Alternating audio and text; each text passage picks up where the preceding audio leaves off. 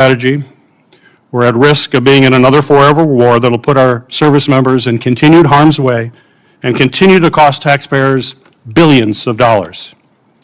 Secretary Hegseth, despite your failure to win this war, you are back now before Congress asking for almost $70 billion in additional funding. You're asking the American people for a blank check because, once again, the Trump administration's efforts have been an utter and complete failure to win this war to this point. So my question for you, sir, is how is your strategy different than what we've seen in the past? So far, we have not seen a strategy that's been successful. You mentioned nuclear material is the primary goal of the war. It still exists. We haven't dealt with that issue yet. You talk about the destruction of missiles, and yet the missiles that we saw hit recent targets are actually somehow more lethal, more deadly, more maneuverable than what we have seen in the past. So they're obviously improving their munitions. The Strait of Hormuz is still closed, reminding everybody it was open before the war.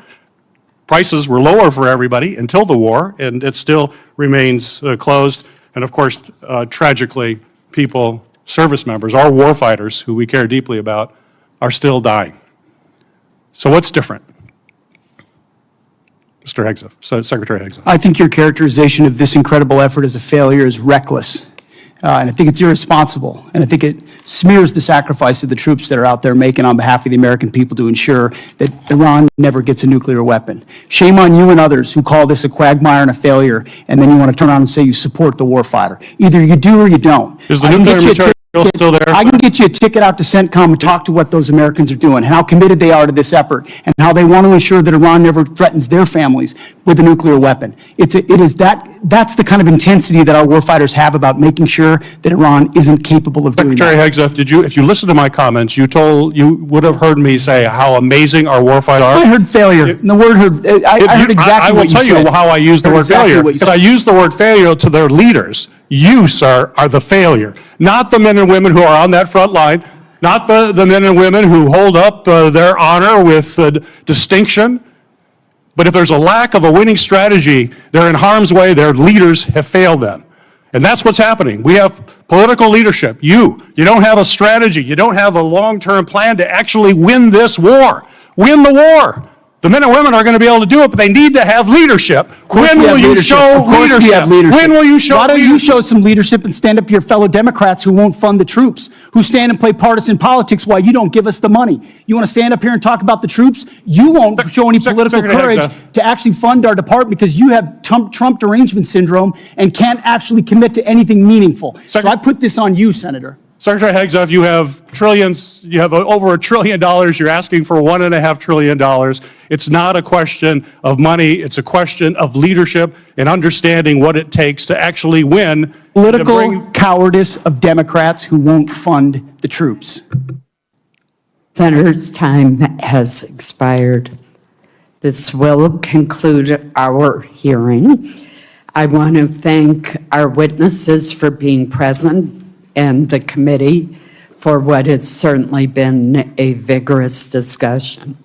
For any senators who wish to submit additional questions for the record, those questions will be due in 7 days on Tuesday, July 28th by 5 p.m. I'm going to ask the Vice Chair if she has any final comments. I do very quickly, and thank you, Chair Collins. This was really an important discussion about the state of this tragic and disastrous war and how we should be spending Americans' tax dollars on families instead of this president's war of choice. Unfortunately, this hearing has done exceptionally little to justify the president's request or to instill confidence that this administration has an exit plan or a strategy to end the war. This war has cost us a lot.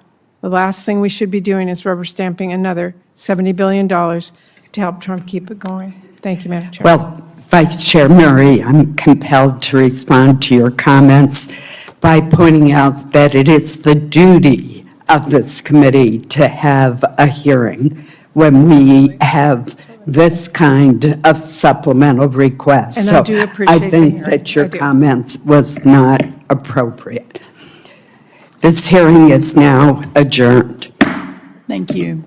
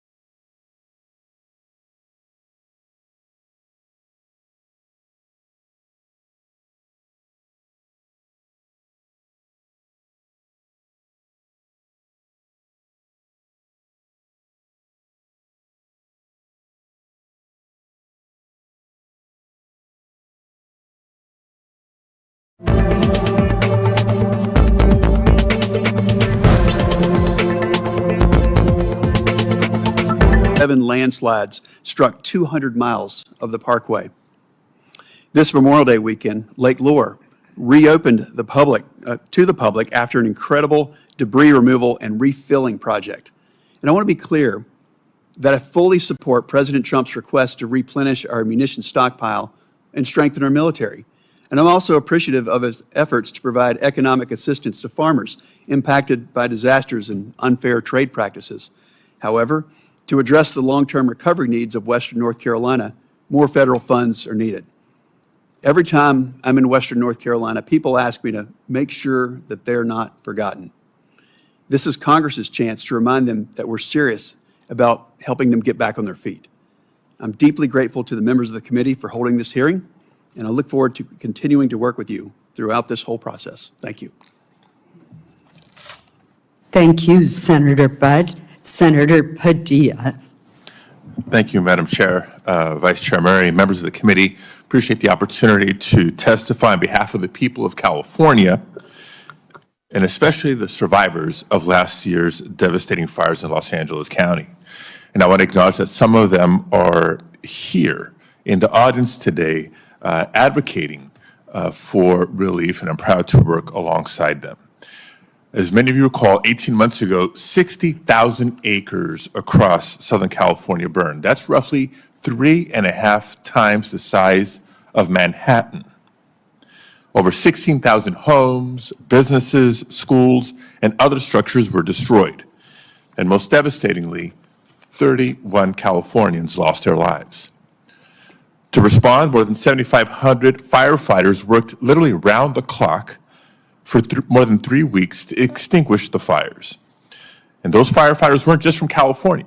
Many came from our neighboring states of Oregon, Washington, Arizona, some as far away as Utah, Texas, and Montana. Colleagues, because as Americans, that's what we do. We help each other. We don't condition our response based on who a community voted for in the last election. When Americans need help, we help.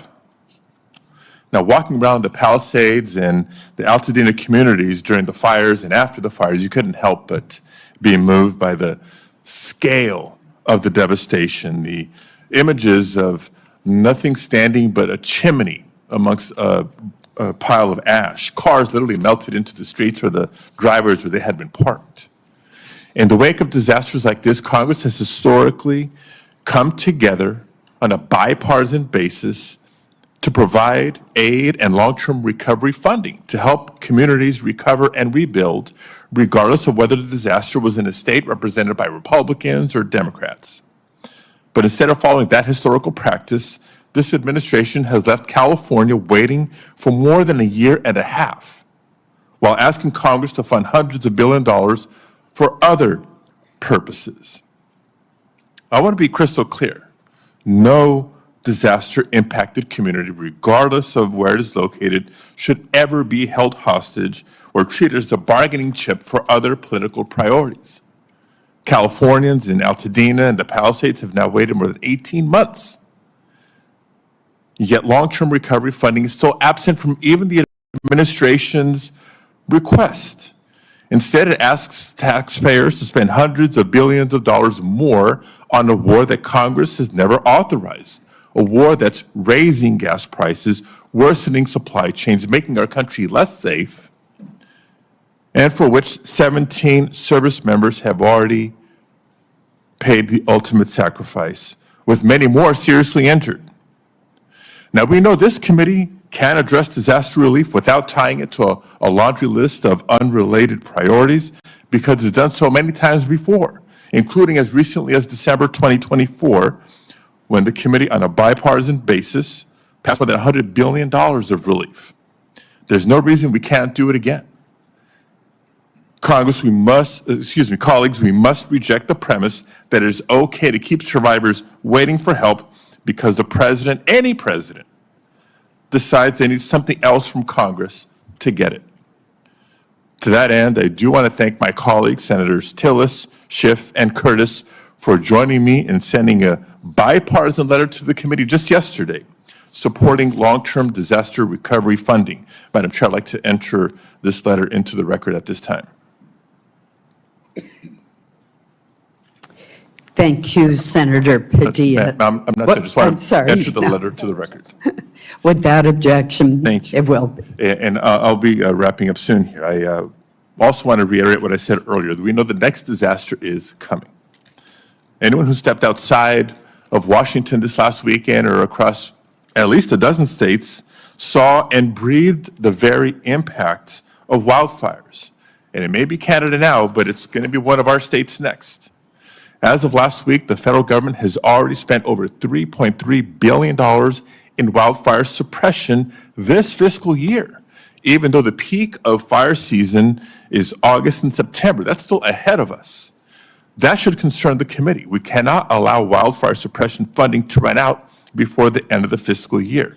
So in addition to the long-term disaster recovery funding, I urge the committee to examine the need for emergency suppression funds as well. And I would note that the Fire Fix, which has provided a steady resource for fighting wildfires, will expire in fiscal year 2027. Congress needs to extend and increase that funding to ensure firefighters have all the resources they need to respond to the ever-growing threat of wildfires. I'll close by reiterating what I said at the outset. Disasters do not distinguish between red states and blue states. And when it comes to disaster aid, neither should Congress. So thank you again for holding this hearing and allowing me to be a voice for my constituents and for disaster survivors across the country. I look forward to working with this committee to ensure that everyone has the resources and support that they need to recover and rebuild, regardless of which state they call home. Thank you very much. I appreciate the testimony of the entire panel as we consider the supplemental submitted by the administration. Your testimony is very helpful to us. Thank you. I will now ask that our second panel of witnesses come forward.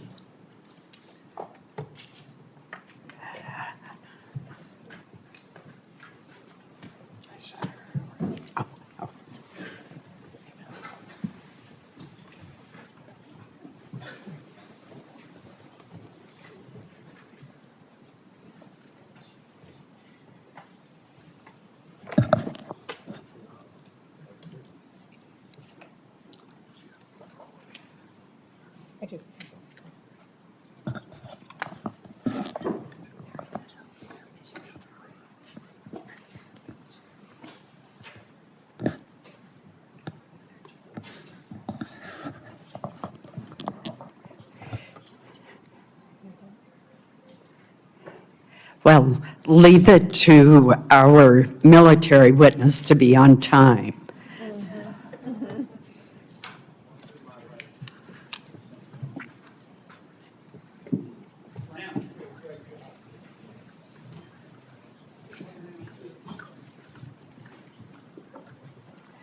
While we are waiting for our second panel to be seated, let me introduce them. We are joined today by the Secretary of War, Pete Hegseth, the Secretary of Agriculture, Brooke Rollins, and the Chairman of the Joint Chiefs of Staff, General Dan Kane. These administration officials represent the largest components of the administration's request, and we welcome them to the committee today. Secretary Hegseth, we will begin with your testimony. Please proceed. Well, Chair Collins, Vice Chair Murray, members of the Senate Committee on Appropriations, thank you for the opportunity to testify on President Trump's supplemental funding request for the Department of War. As you know, we live in a dangerous world that requires bold and swift action. Hence, this supplemental request for fiscal year 2026. This request is an urgent, necessary injection of resources to address the immediate needs of our department. The supplemental funding request is not a substitute. Against this moral aggression. We are against this illegal law. This is against Iranian people, 19 million. Your hands are blood of 17 Americans and 4,000. The witness will suspend until order is restored in the committee room. I know that individuals feel very passionately, but we must have order in the hearing room so that we can proceed. We're now going to move forward with our hearing, and Secretary Hegseth, please proceed. Thank you. The supplemental funding request is not a substitute for the President's full $1.5 trillion base budget request. $1.5 trillion. Stop bombing our children in Iran and Palestine. This is illegal. Mr. Secretary, please suspend until order is restored in the hearing room. We will begin the timing clock since you've been interrupted twice.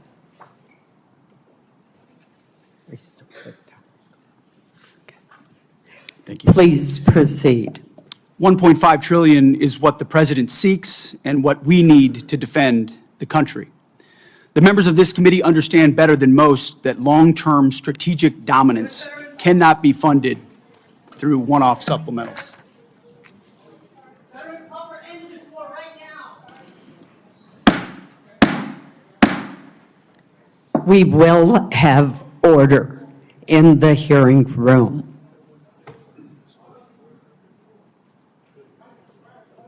Mr. Secretary, please proceed.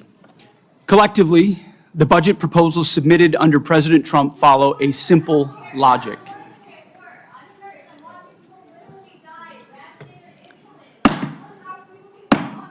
I would ask that the Capitol Police, whose professionalism I admire, remove those who are seeking to disrupt the hearing. Please proceed. President Trump's following a simple logic. The military requires a generational investment to deliver on peace through strength. We know the best way to create peace is to prepare for war, to deter it. And that's exactly what the Department of War is doing, building a force so capable that it would be absurd for anyone to challenge it. As the direct result of neglected priorities and gross negligence that ignored threats left over from the previous administration, President Trump inherited a set of global and domestic crises, deferred maintenance almost across the board. Instead of steering the ship through gathering storms, former leaders let our military languish through social experiments and globalist appeasement, sheer weakness. Under President Trump, we have built a different type of department. The Pentagon is no longer run by bureaucrats. Instead, it's led by combat-tested veterans and world-class business leaders who are running the department like a business, and tech titans who are bringing lethal innovation to the battlefield. We're also at a different moment, and we cannot afford inaction. If we don't make critical investments right now in tech, in compute, in AI, in autonomy, in space, our adversaries who are already making these types of investments could outpace us. Without these funds, we face critical shortfalls that threaten our ability to also simply pay our service members, rapidly replenish equipment and munitions, and sustain vital operations without disruption. This supplemental request serves two purposes: sustain our military readiness to meet this year's new demands, and accelerate critical capabilities to replace and augment those we have used in contingencies. But make no mistake, this is not a one-for-one replacement. We are upgrading and we are modernizing across the force. On the readiness front, we requested $21 billion.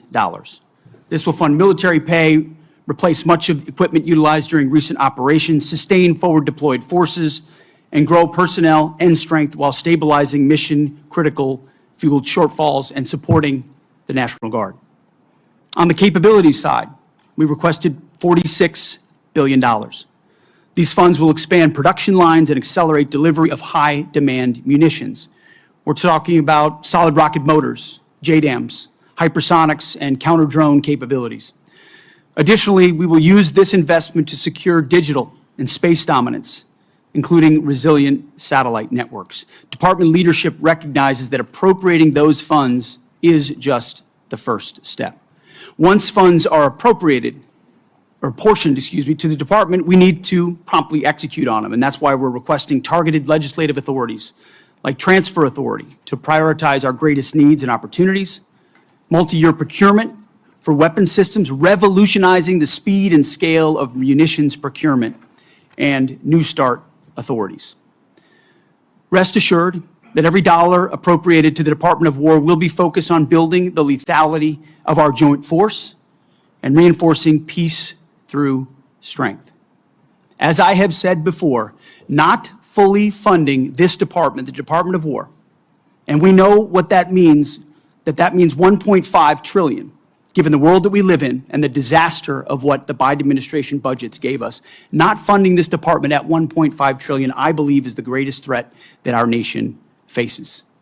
Either we invest in our warriors at this moment of step change on the battlefield and growing threats, or this is all just talk. I look forward to working with this committee to secure those funds so that our warfighters can continue to do their work every day to keep our great republic safe. Thank you very much. Thank you, Mr. Secretary. General Kane. Chair Collins, Vice Chair Murray, distinguished members of this committee, I'm honored today to appear before you with Secretary Hegseth and Secretary Rollins to testify on the Department of War's fiscal 2026 supplemental funding request. And I'll note I fondly remember my time at USDA earlier in my career where I had the chance to serve there. I'm also joined today by my senior enlisted advisor, SEAC Dave Isom. As always, I'm deeply grateful for this committee's continued partnership and support for our common defense. I'd like to begin by expressing my deep condolences and that of the Joint Chiefs of Staff and the SEAC for the fallen from this past weekend and their families. Today, we remember First Lieutenant Tyler Feehan, Sergeant Michael Swinton, and Private Isabel Gonzalez, and note that the names of our last fallen will be released when we can. I'm humbled daily by the profound commitment of the incredible 2.8 million Americans, just like these names that I've just mentioned, who make up our joint force and serve our nation every day. Also, on behalf of the Joint Force and the Joint Chiefs, I want to express my sincere and heartfelt condolences to the family of Senator Graham for their loss and all of you for the loss of your colleague. The Joint Force remains grateful for his 44 years of service, both in and out of uniform. There is no doubt he made a difference to the safety and security of our nation. On July 22nd, 1940, General George C. Marshall said, and I quote, "For almost 20 years, we had all of the time and almost none of the money. Today, we have all of the money and no time." His words resonate powerfully with me today as we find ourselves in a somewhat similar situation. I've come to you today to request the necessary funds while in the window of opportunity, while time is still on our side.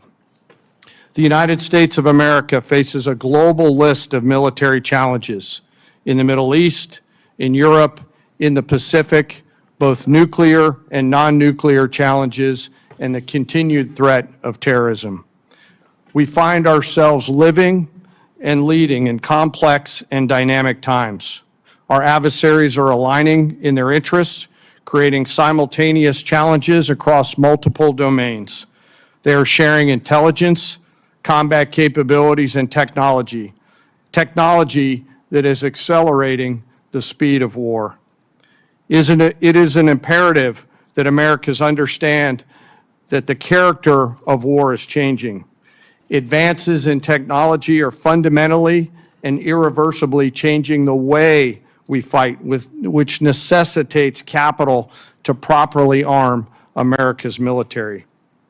Rapid advancements in AI, autonomous systems, deliver critical technological advantages to our national defense and simultaneously introduce unprecedented strategic vulnerabilities and uncertainty across the world, to include right here at home.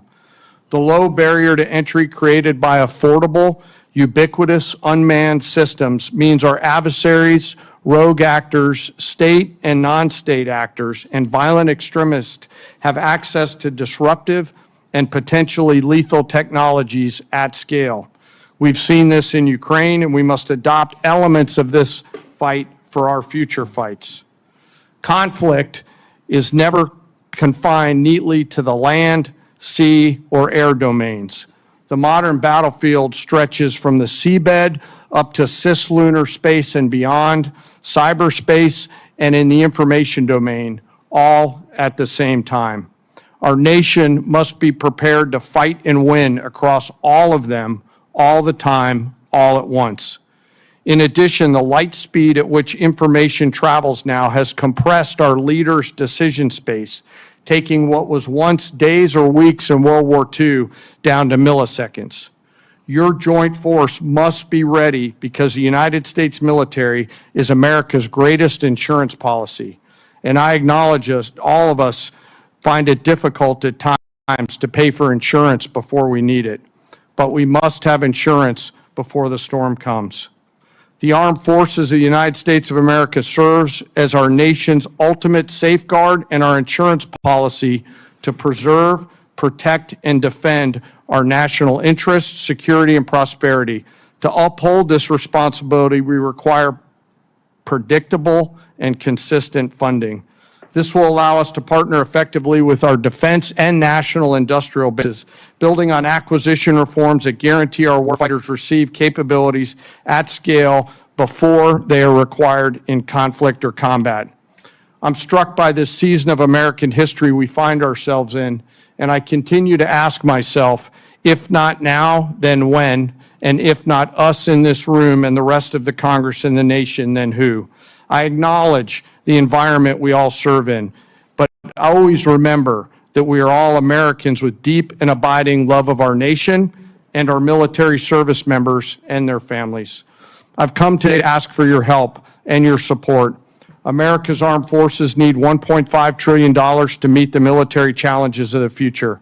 This supplemental is a part of that, and to be allowed to use this capital to pay for military personnel, operations and maintenance expenses, and accelerate investments on critical technologies, as the Secretary just mentioned.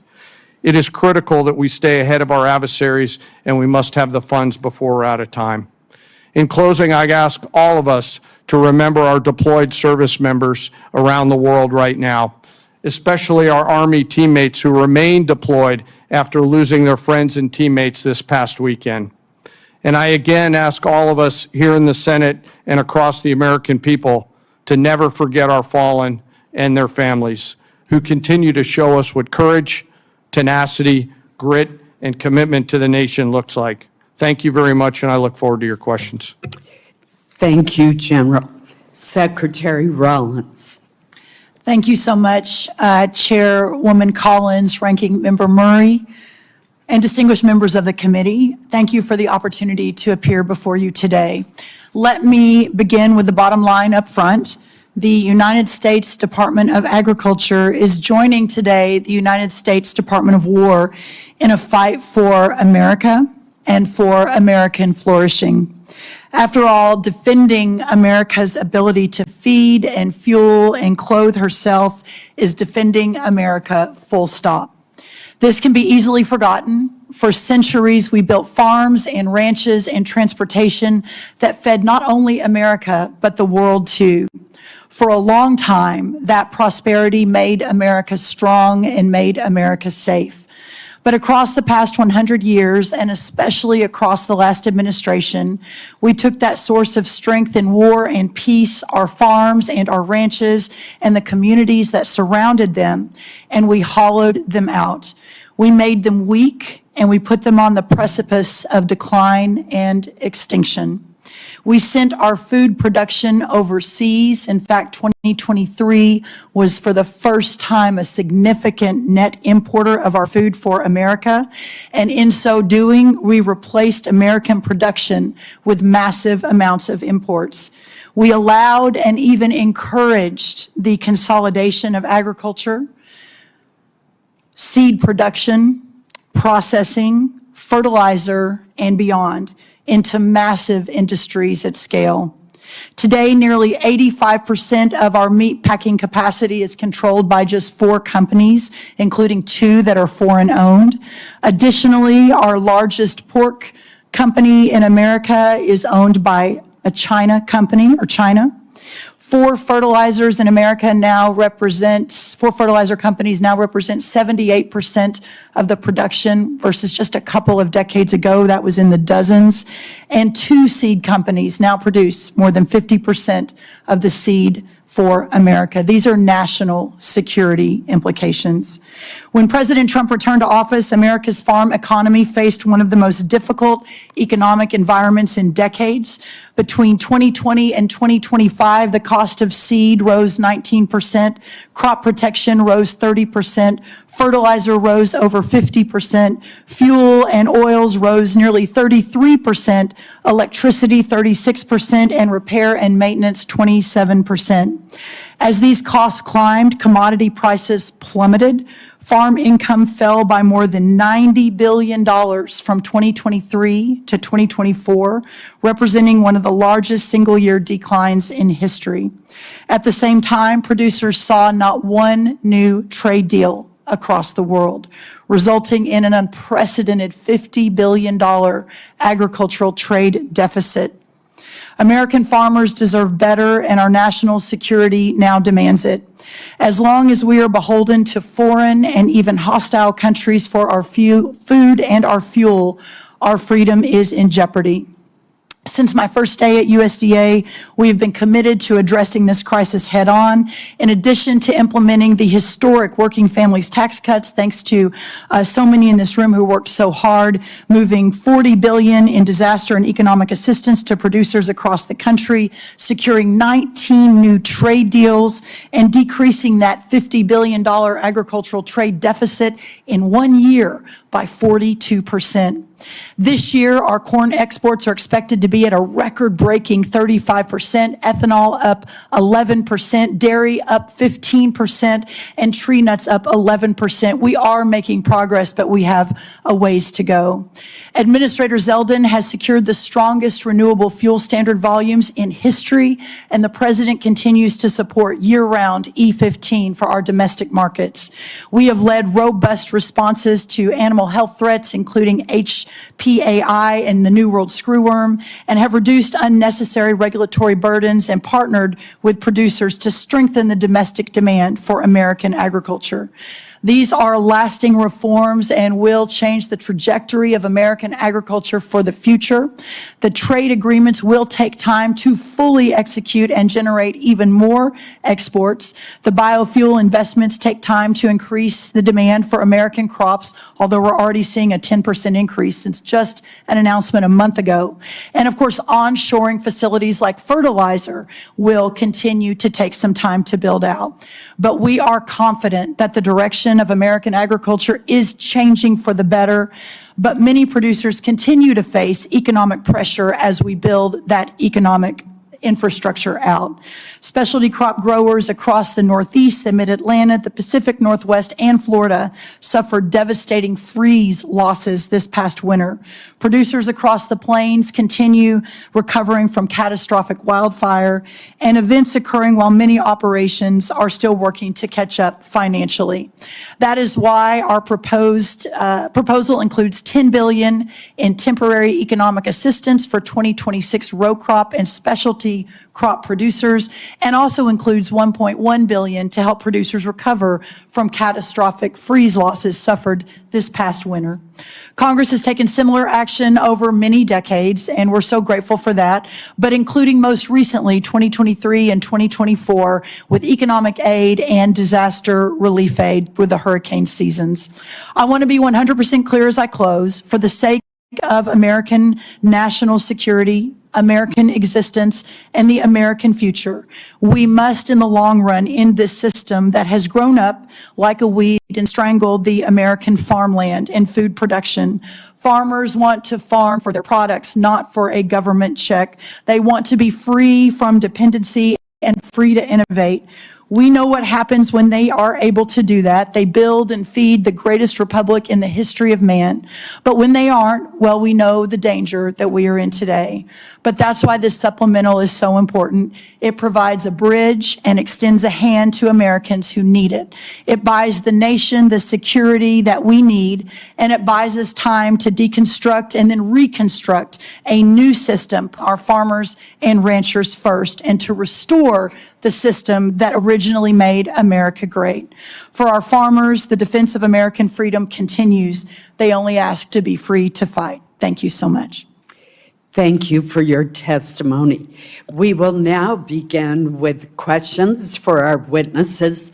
As you can see, we have a very full attendance of committee members today, so I would ask that all of our colleagues to please keep track of the clock and stay within the allotted 5-minute question time.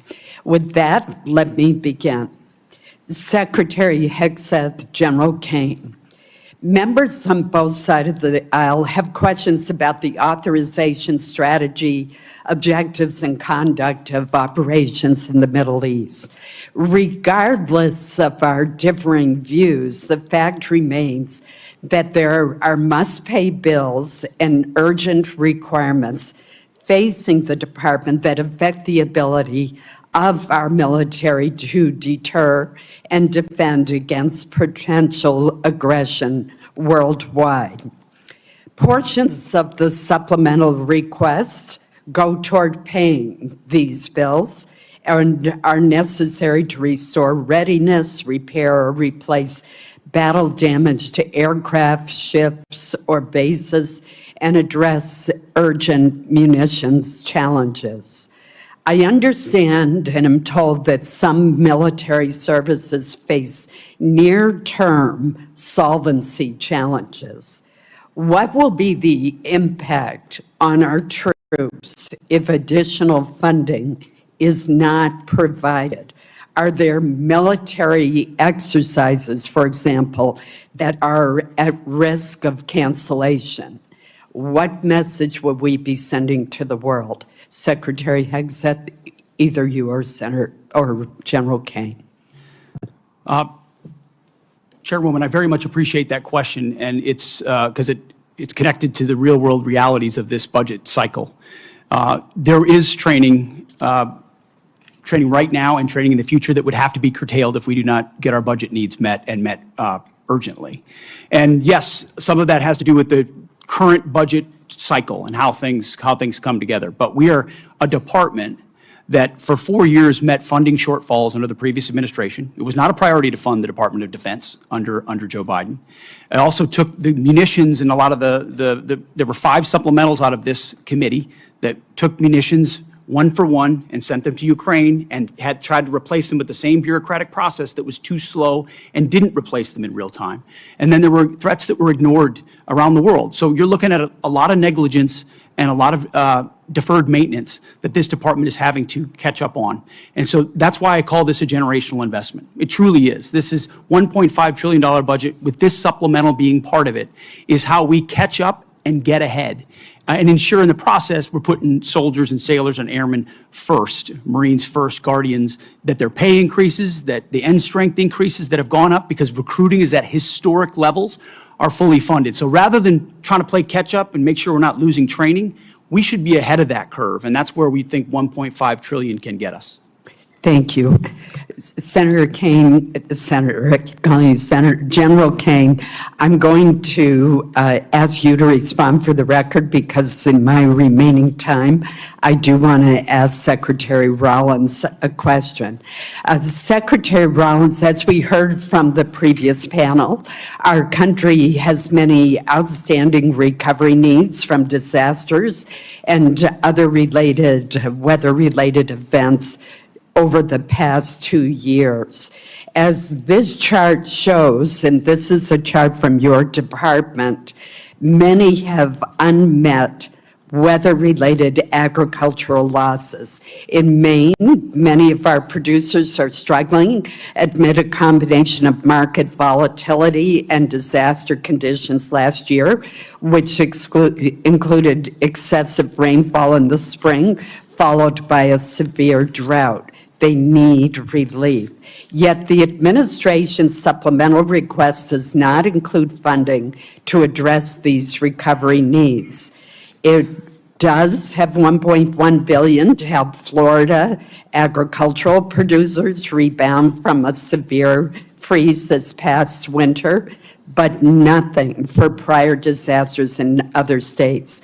Can you explain USDA's thinking behind focusing your request just on the 2026 freeze rather than on the 2025 disaster declarations that you made? Yes, Senator, thank you for that question. Obviously, the discussions that went on over at OMB and with our teams continue, but what I will say is we are obviously 100% in support of any sort of disaster relief program for our farmers, whether it's hurricane, tornado, drought, freeze, et cetera. So look forward to working with you on that and specifically understanding the larger context here that there's a lot of farmers, a lot of producers who are really hurting, not just in Florida and not just from the freeze. So it's important that we work together to solve for that. Thank you. Senator Murray. Thank you, Chair Collins. Secretary Hegseth, your department received $150 billion last year in the Republicans' Big Beautiful Bill. It also received a record $839 billion for fiscal year 2026, more money than you asked for last year. Combined, that is a $1 trillion budget for the year, and as I already mentioned, your department has yet to spend half of the reconciliation funds. And despite that, you are here today asking for tens of billions of dollars more for things that you've already asked for in your FY27 request or that have nothing to do with Iran. This administration has tried to sell this as an emergency request, but it may be better understood as an attempt to skirt the normal appropriations process. Here are just a few of the things requested in this Iran supplemental. $800 million for the National Guard to patrol D.C. even longer. Over $1 billion for the Army to patrol the southern border, which is DHS's job. $900 million to support the administration's illegal boat strikes in the Caribbean. Over $18 billion for munitions, which you've already requested in your FY27 budget request. And $1.7 billion to pay for your decision to recruit more people than the services need, which was not contemplated by the FY26 funding bill Congress recently passed. Now, you've already submitted a reprogramming request on this that our subcommittee is considering now, which really underscores the point I made in my opening remarks that the problem is not a lack of money, but poor planning. So I'll be blunt. The truth is your request does not make a lot of sense. So let me ask you a simple question. Why exactly are billions of dollars more for the National Guard and this administration's illegal strikes in the Caribbean urgently needed for the Iran war? Well, Senator, I wouldn't, of course, agree with your characterization, but why this kind of spending is needed is because of the gross negligence and neglect of the Biden administration inside our department. Ran it like a bureaucracy, abandoned our strength posture around the world, so we're having to reestablish deterrence. You mentioned the end strength numbers, and I will acknowledge that we are ahead of schedule on end strength in recruiting.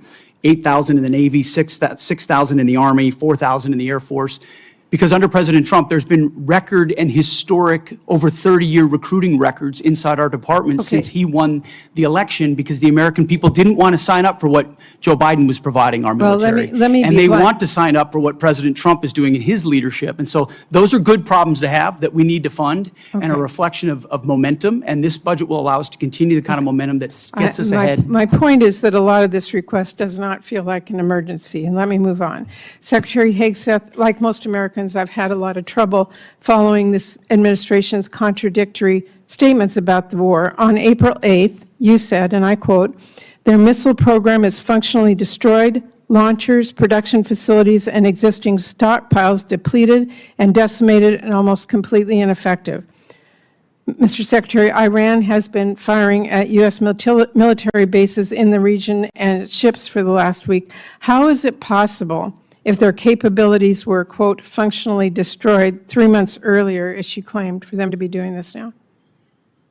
Senator, Iran is at the weakest point militarily it has ever been in the past decade. Certainly, maybe in 47 years, as they've gathered effectively a terror army. And that terror army was built to try to create conventional capabilities to defend against a pursuit of nuclear weapons, which meant thousands of ballistic missiles, many of which we have destroyed, others of which they have put inside facilities and hidden in underground facilities. And that's what terror regimes would do. So I acknowledge they still have capabilities, no doubt. But the amount of damage that we've done to them over the course of these series of operations has put them in the worst place they've ever been. Okay, well, let me move on. On May 5th, you claimed that Iran doesn't control the strait, and you said that there was a, quote, powerful red, white, and blue dome over the strait. If that was true, how did Iran shrink ship traffic in the strait to a trickle again last week? We pushed almost, I believe, between 400 and 500 million barrels of oil under the nose of Iran over the course of Project Freedom, which went underground, which I acknowledged after we did so covertly because it was more effective to do so quietly than to do so publicly. So we've been in control of moving traffic through there for quite some time. Will they retain the ability to recklessly shoot at commercial shipping? And that's what happened. We had a ceasefire, and then they shot at commercial shipping Well, you recklessly also as a state. said at That's that what changed it. same press conference, and I'm going to quote you, you urged Iran to, quote, let innocent ships pass freely. These international waters belong to all nations, not to Iran to tax, toll, or control. Last week, President Trump said the U.S. would charge a 20% toll to each ship to pass through the state. So based on your opposition to tolls, did you talk to the president out of that idea, or did someone else? Iran's not charging tolls, and they're shooting at ships right now. But Trump said that he wanted to charge a 20% toll. We have a blockade right now of all Iranian ships and Iranian ports, Didn't answer and the question. it's effective. My time is out. Senator Murkowski. Thank you, Madam Chairman, and thank you all for being here. Challenging times, I think we all recognize that. Secretary Hegseth, I want to ask, just specific to Iran authorization, the administration has made the case that the action in Iran falls under the President's Article 2 authorities, and we can have disagreement. Reasonable people can disagree about the boundaries of the presidential war powers and have for a long period of time. But I look at the War Powers Resolution, and it's not ambiguous. It requires the President to terminate hostilities within 60 days absent congressional authorization. So hostilities began February 28th. May 1st, Congress was informed that hostilities had ended, but yet despite the fact that hostilities had ended, we were still seeing sailors being fired upon still activity. Then in June, an MOU is signed to preserve the ceasefire while negotiations continue. That MOU has now collapsed, and we are seeing the resumed attacks in the Straits of Hormuz. On July 10, the administration sends Congress a new war powers notification, effectively restarting the 60-day clock again. So I'm concerned about this sequence because you have a situation where the claim essentially allows the president to extinguish the war powers clock just at the moment that it becomes legally inconvenient through declaration of temporary ceasefire. Then it's reset, avoiding the congressional authorization that the Constitution requires and the war powers intends. So we had an opportunity in previous appropriations hearing for me to ask if you felt the administration had all the authority that it needed. You indicated at that time that no, additional authority was not needed. Are you still, is the administration still taking that position about needing no authorization from Congress at this time? Senator, I know there's a long-standing legal debate on this particular topic, but we certainly as a department share the position of the White House that we have all the authorities necessary at this moment. So let me just kind of do a follow-on. In the Clinton administration, this is 1999, there was an operation that was launched, Operation Allied Force, NATO airstrikes against Yugoslavia. There was not a prior congressional authorization that was sought. President Clinton notified Congress under the War Powers Resolution. and then subsequent to that, sent Congress an emergency supplemental funding request. It was about $6 billion to cover the cost of Kosovo operations. Congress then passed a supplemental package that covered the president's request plus additional military funding. But Congress never passed a standalone authorization for use of military force in Kosovo. When the war powers clock was set to run out then in May of 1999, the Clinton Justice Department's Office of Legal Counsel issued an opinion holding that the supplemental appropriation itself, passed without any authorizing language, satisfied the war powers resolution requirement. So is the department looking to that or intending to rely on that same reasoning that funding alone can substitute for explicit congressional authorization?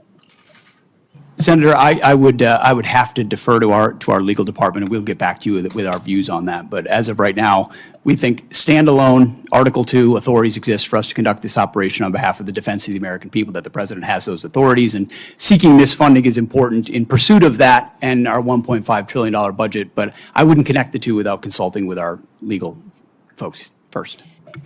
In my remaining time, let me turn to you, Secretary Rollins.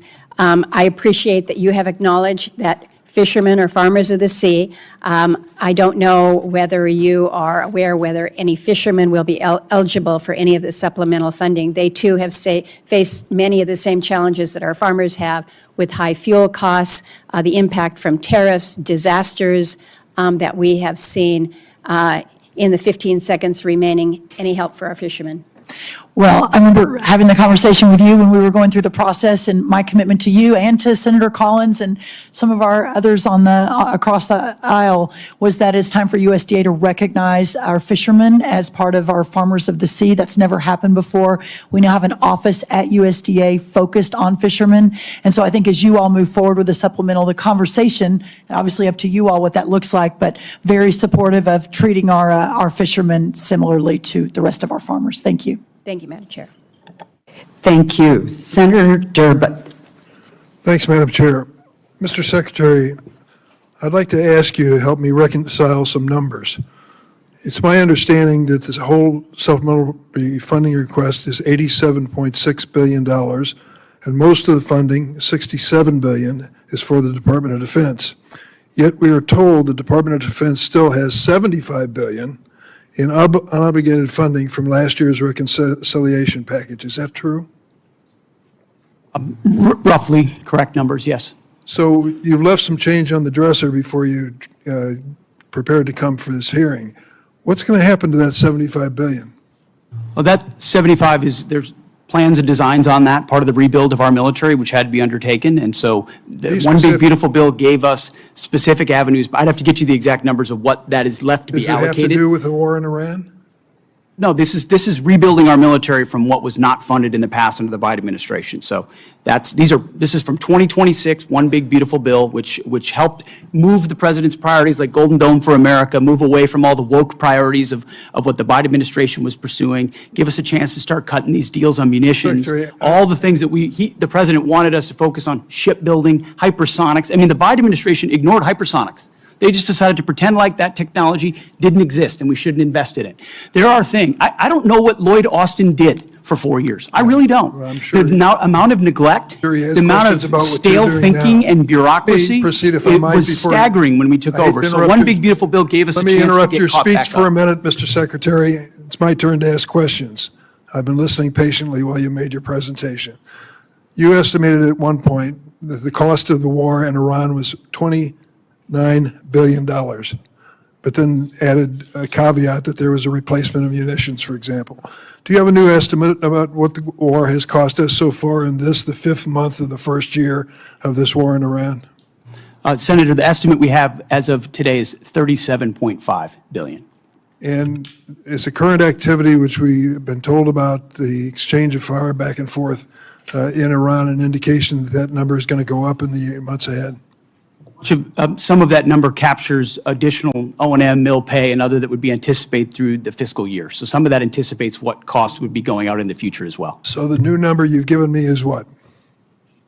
37.5 billion, And Senator. that represents the cost of the war through what period of time? Through now for certain aspects of it, but also mill pay, O&M, other anticipated costs through September 30th, Senator. General Kane, let me ask you a question.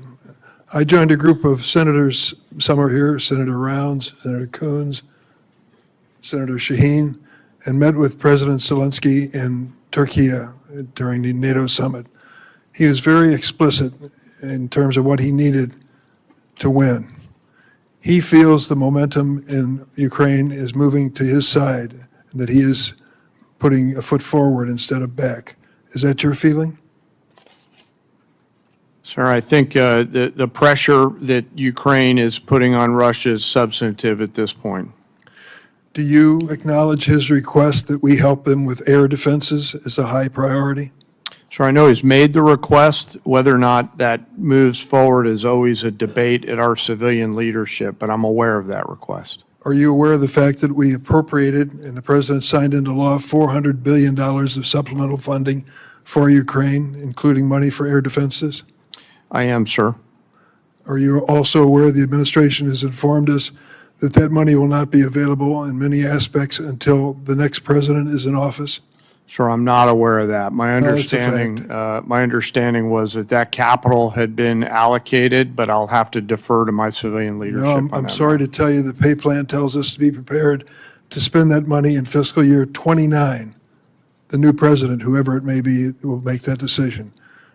If you're talking about air defenses and the momentum on the side of Zelensky, what impact will it have if we cannot fund this for 3 years?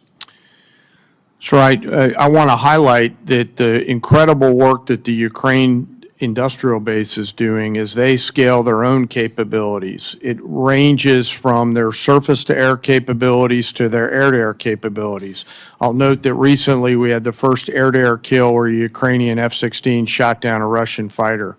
So I think their ability to scale their layered defense has come along a long way over the past couple years with the help and assistance of many.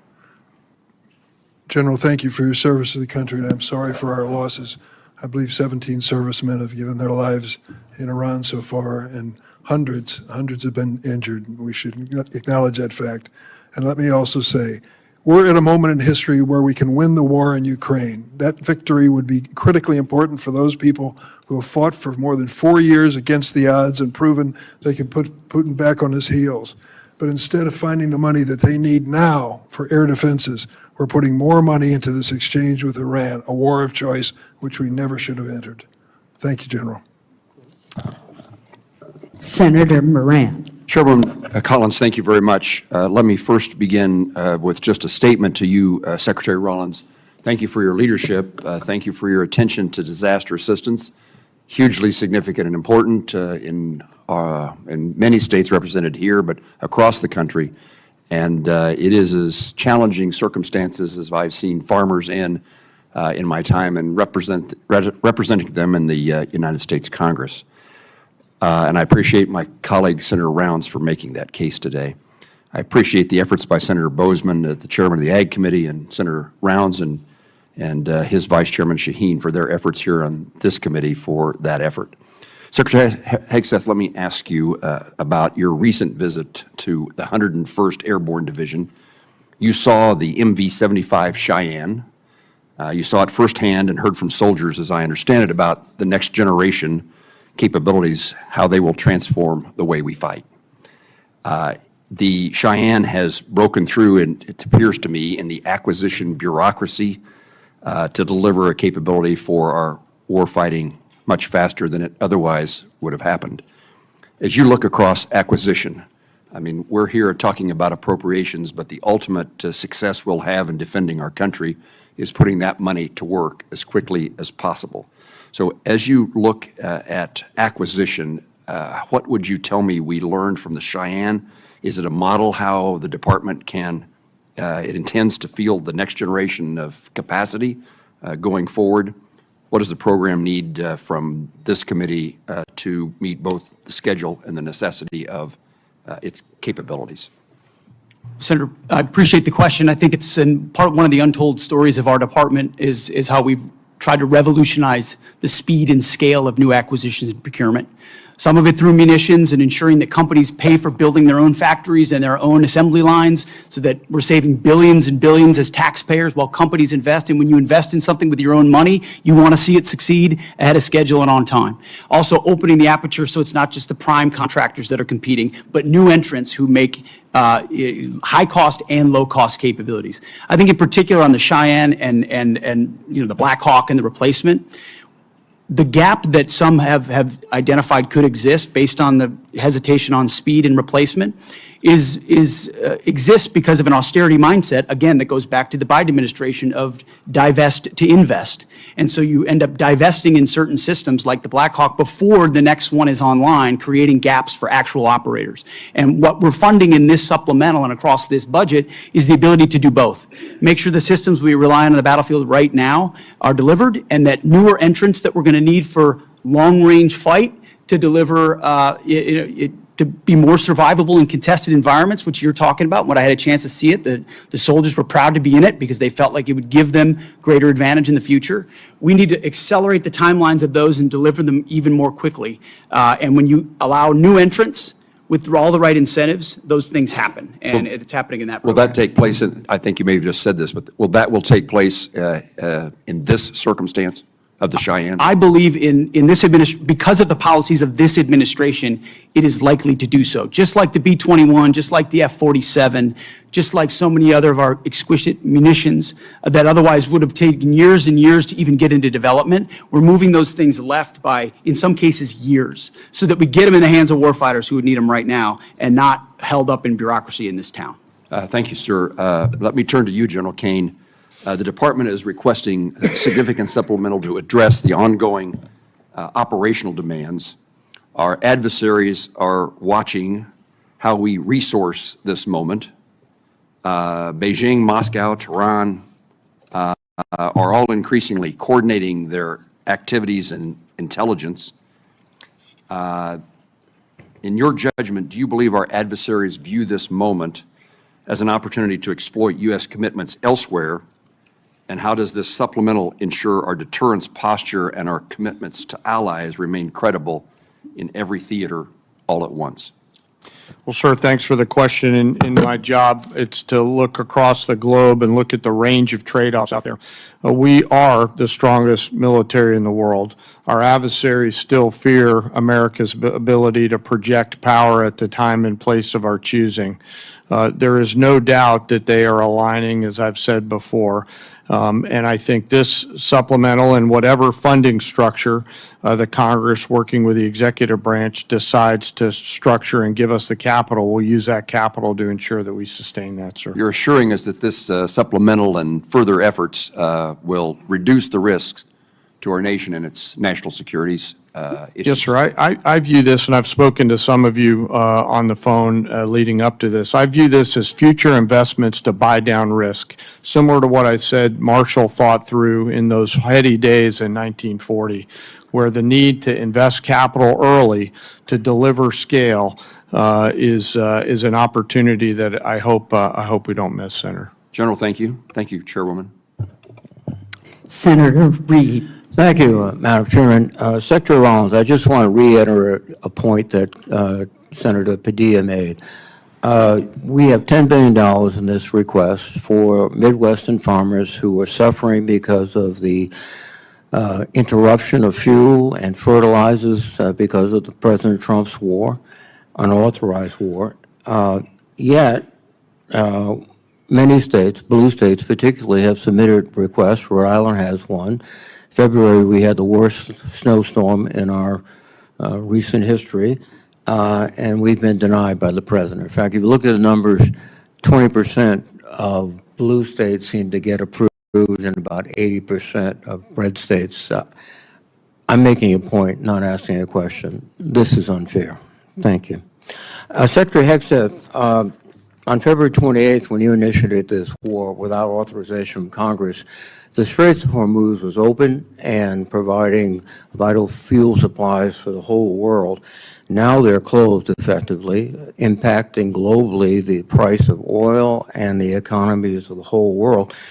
But the Department of Defense has been planning for potential operations against Iran for many, many years, and one of their obvious assumptions was that the Strait of Hormuz could be closed. Were you unaware of that?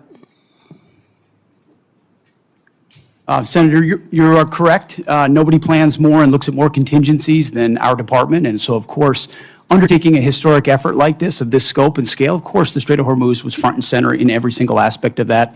Hence why one of our key objectives to begin with was to sink the entirety of Iran's Navy, which its conventional Navy was sunk. Now, you can't get rid of every single fast boat and every single machine gun and a fast boat or every single coastal cruise missile. So we acknowledge that if the state decided to become a terror state shooting at commercial shipping, that would be an ongoing and contested part of the battle, to include their willingness to mine international waters. So one side weaponized the strait, and we've been fighting back the entire time. Completely aware that the Strait of Hormuz could be closed, and obviously sinking their ships has not affected their ability to effectively close the straits. We had U.S. boats that surrendered to Iranian ships under the Biden administration. So their Navy was effective in expeditionary ways in the past. We're talking about a war you started, not a situation in which oil was flowing freely. There was no conflict. We weren't losing personnel as a result of Iranian actions. So your fallback to the Biden administration is just a very, very obvious excuse for what I think is probably, as you described so often, gross negligence. You did not fully inform the president that you would be in a situation where the Strait of Hormuz could be effectively closed, oil prices could surge, and effectively the Iranians could maintain their ability to strike back as they are right now. They just killed some of our servicemen last weekend. This battlefield and all the dynamics of it, of which the chairman and I are responsible for ensuring the president understands every branch and sequel of what could happen, and we did. So the fact that those contingencies all were part of the possibility, and we understood that, is all the more reason why President Trump deserves the kind of praise he should get for undertaking this effort, having the courage to ensure that crazy Islamists can't have a nuclear weapon to hold us at issue. And he's been willing to stay committed to that regardless of the challenges. Excuse me. So he should be praised. He should be praised for starting a war without authority, creating a situation in which the world economy is suffering tremendously. We have to have extra money for our farmers. And we have no outcome, at least no realistic outcome in sight yet. Let me switch to General Kane. General Kane, these airstrikes have not yet deterred and defeated the Iranians. Do you think airstrikes alone will do that? So I think academically, as you look across the totality of history, air power's got limits, and we always have to be mindful of those. I think where America's area of exclusivity is when we bring the totality of the diplomatic, informational, economic, and pair that with the military, and there's a lot of that work going on, Well, sir. the military, the next step would be escalation by ground combat. Do you anticipate that escalation? Sir, I think it'd be unhelpful for me to opine on hypotheticals. What I can tell you is we always develop an unbelievable amount of options and the associated risks, and then my main job is to always ensure that leaders understand those options and the risks. Now, if you employ ground troops to seize objectives, which I would assume would be the first stage, are you prepared for an extended guerrilla war, which would likely happen in that area? Sir, with all due respect, I think it'd be unhelpful for me to opine on hypothetical situations on whatever decisions the president may or may not take in the future. Have you advised the president that a ground combat would be very expensive in the lives of our soldiers, sailors, Marines, airmen, and also could probably lead to an extended unconventional war in that area? I don't see the Iranians sort of throwing their hands up saying, welcome to Iran. Senator, I always advise the president on a range of military options and all of the risks that are contained within that, but I have to keep my military advice to the president private, sir. But, well, thank you. Thank you, sir. Senator Hoven. Thank you, Madam Chair. Secretary Rollins, I want to thank President Trump, and I want to thank you for including farm bridge assistance in this supplemental request. I know I've worked very hard to get it included. I know you have worked very hard to get it included, and I want to thank you and your whole department for your work on it and for this vital support of our farmers and ranchers. What I want to ask you about, though, is actually crop insurance. The number one risk management tool that our farmers have is crop insurance. And the buy-up option is critically important. It covers 67 million acres, 67 million acres of farmland in this country. It was decommissioned, and we need to get it reinstated. Again, you and I both worked very hard on this. Please update me on where we are in terms of getting that buy-up option for crop insurance reinstated. We are 100% supportive of that and are moving forward to execute that buy-up option. Thank you for your leadership on that, Senator. Thank you for your support. Also, Assistant Secretary Fortas for his support. It's very impactful, very important, and will make a big difference for our farmers right now. So thank you for that. Thank you. Secretary Hegseth, are Russia and China helping Iran? And if so, how? Well, Senator, as the chairman alluded to, there's definitely adversary alignment, attempts to do so, and there are many ways that we deter that, some of which are, and the depth and extent of it ought to remain classified, and it should, but there are ways in which both of those countries are limiting at different levels, enabling some of the things Iran is doing, yes. General Kane, would you like to add?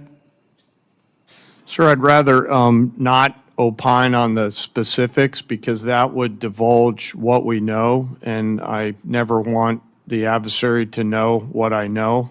I just want to know it. And hopefully we'll get a chance to do that in the Yes, sir. skiff. Yes, sir. Happy to do that in the skiff, sir. This relates both to the funding, but also, again, to how we achieve our objectives with Iran. Starting with you, Secretary, can we get to the point, and we're seeing continued, I think, improvement and progress on this, but essentially where we can work, and hopefully our allies they need to step in there with us, but where we get to the point where we can operate in the Strait of Hormuz, but keep Iran blockaded. We're continuing to get better at that, but that's how they'll never do anything that they say they're going to do. They've proven that over and over. We have to keep the pressure on. But if we can do that effectively, we keep the pressure on and achieve our objectives. Tell us where we are in getting that accomplished. Senator, I think that's a really good point. That's effectively what we did to create the pressure that led to the circumstances of the MOU, which was we're running a route where ships, and we did it covertly in cooperation with Gulf countries and others who were willing to take some of the risk with our protection and then maintain the blockade. So effectively, oil's coming in and out, oil prices are coming down, but our blockade is staying and the pressure is mounting on Iran. That's something we have done and can continue to do.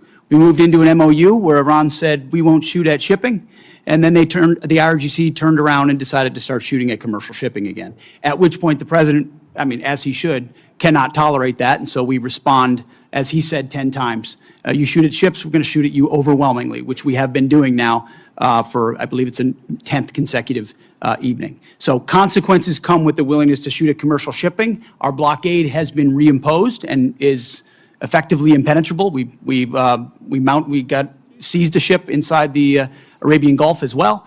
So there's a lot of different angles to it, a lot of levers we can pull, and ultimately a lot of the strikes that Admiral Cooper and CENTCOM have been undertaking are taking Iran's ability to see and sense away in the Strait of Hormuz, which has tactical benefits for us. And that's what this funding is about. This funding is about making sure that we and our allies can operate in the Strait of Hormuz, which helps bring down energy prices for every single American consumer, and that we force Iran to meet our objectives. Isn't that what this package is all about? This is a peace through strength package. Right on. That's what $1.5 trillion has always been about a generational investment at as the chairman alluded to, a step change moment. We need to be able to do it at speed, at scale, with autonomy, with AI, with exquisite high cost and low cost to be ahead and stay ahead so that you're not just able to do what we need to do in the Strait of Hormuz, but deter adversaries like Russia and China from getting involved in future contingencies. And just General Kane for any follow-up that you would like on that issue. Sir, I wouldn't have anything to add. Okay. Again, thank you, and thank you to all of our men and women in uniform. We appreciate them so much. Senator Shaheen. Thank you, Madam Chair. Secretary Hegseth, since you last testified before this committee, we finally received the spend plan for the $400 million FY26 appropriation for Ukraine security assistance. This funding was passed back in January, and now there are only 3 months left in this fiscal year.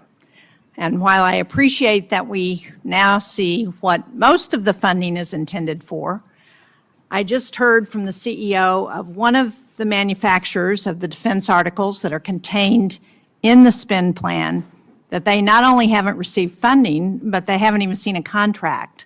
So when are we going to see a contract for those defense articles that are contained in the spend plan for Iraq? Or I'm sorry, for Ukraine. For Ukraine.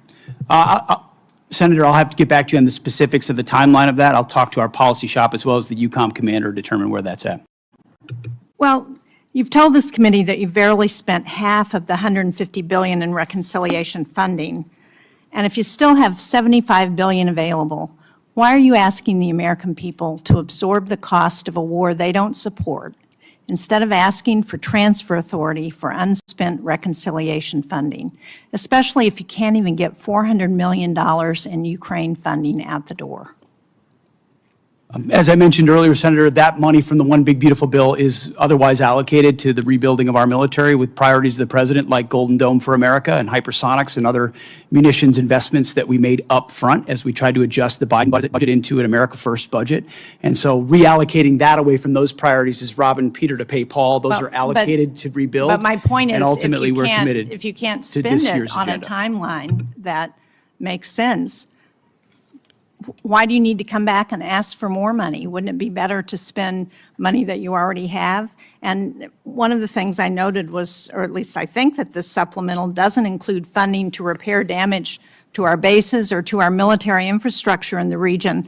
And I have not heard that we've gotten the full extent of any of those damage estimates. So should we expect another request to address that military construction costs? And at what point do you stop asking Americans to foot the bill for a war they don't support on top of an inflated budget request and billions in reconciliation funds that you still haven't spent? Well, Senator, I obviously don't agree with your characterization of that. But I ultimately- appreciate that, but you didn't ask, but I want you to answer my question. I know you don't agree with my characterization. I don't agree with yours either. Well, one of the reasons I take issue with that characterization is something that Senator Durbin said when he talked about Ukraine and he talked about winning. And I appreciate as much as anybody winning a war. But I sit in front of a committee that wants to talk about winning a war that's been going on for 4 years and talks about strategic defeat of a conflict that's been going on for 4 months to prevent Iran from getting a nuclear bomb. I would hope for some perspective in this town of the historic nature of what President Trump is undertaking. Do you want radical Islamists to have a nuclear bomb I don't that want can to hear stare your down the speech world? because I have limited time. I So don't understand. if you can't answer my question, then I will move on to my next question. Secretary Rollins, the timber industry has also been hard hit, as you know, by trade wars, by drought, by wildfires, by other natural disasters that are increasingly common. In New Hampshire, which is the second most heavily forested state in the nation, one of the things that we really need, as you know, because we've had this conversation, is a research program and Forest Service staffing on the ground in a variety of ways, but particularly at Bartlett Experimental Forest. These small investments in research and staffing and sound management help make the forest economies healthier and more competitive. I very much appreciate your having staff visit Bartlett last week with my staff and with staff from the governor's office. But can you commit to restoring staffing at Bartlett and to keeping the facilities there open now that you've seen the critical nature of that research? Why don't I follow up with you? I have not gotten a report from their visit, so I would like to do that first. But obviously, you and I have been in a continuing conversation about that. The good news, there's no doubt our timber industry is in distress and has been for a long time. The fact that we import 90% or something from other countries of our lumber needs is crazy. We're changing that. But the good news, we had more board feet sold last year than any time in 30 years. This year, we're going to exceed that target again. So we're making the right moves on this, but there's no doubt that research is important to that, as we've discussed. And I'll follow up with our team, and then we'll reconnect. Thank you. I appreciate that. As you pointed out, research is critical to ensuring that the timber economy continues to be successful. Thank you, Madam Chair. Senator Kennedy.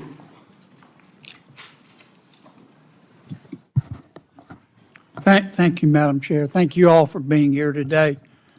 General, in the war between Russia and Ukraine, who do we want to win?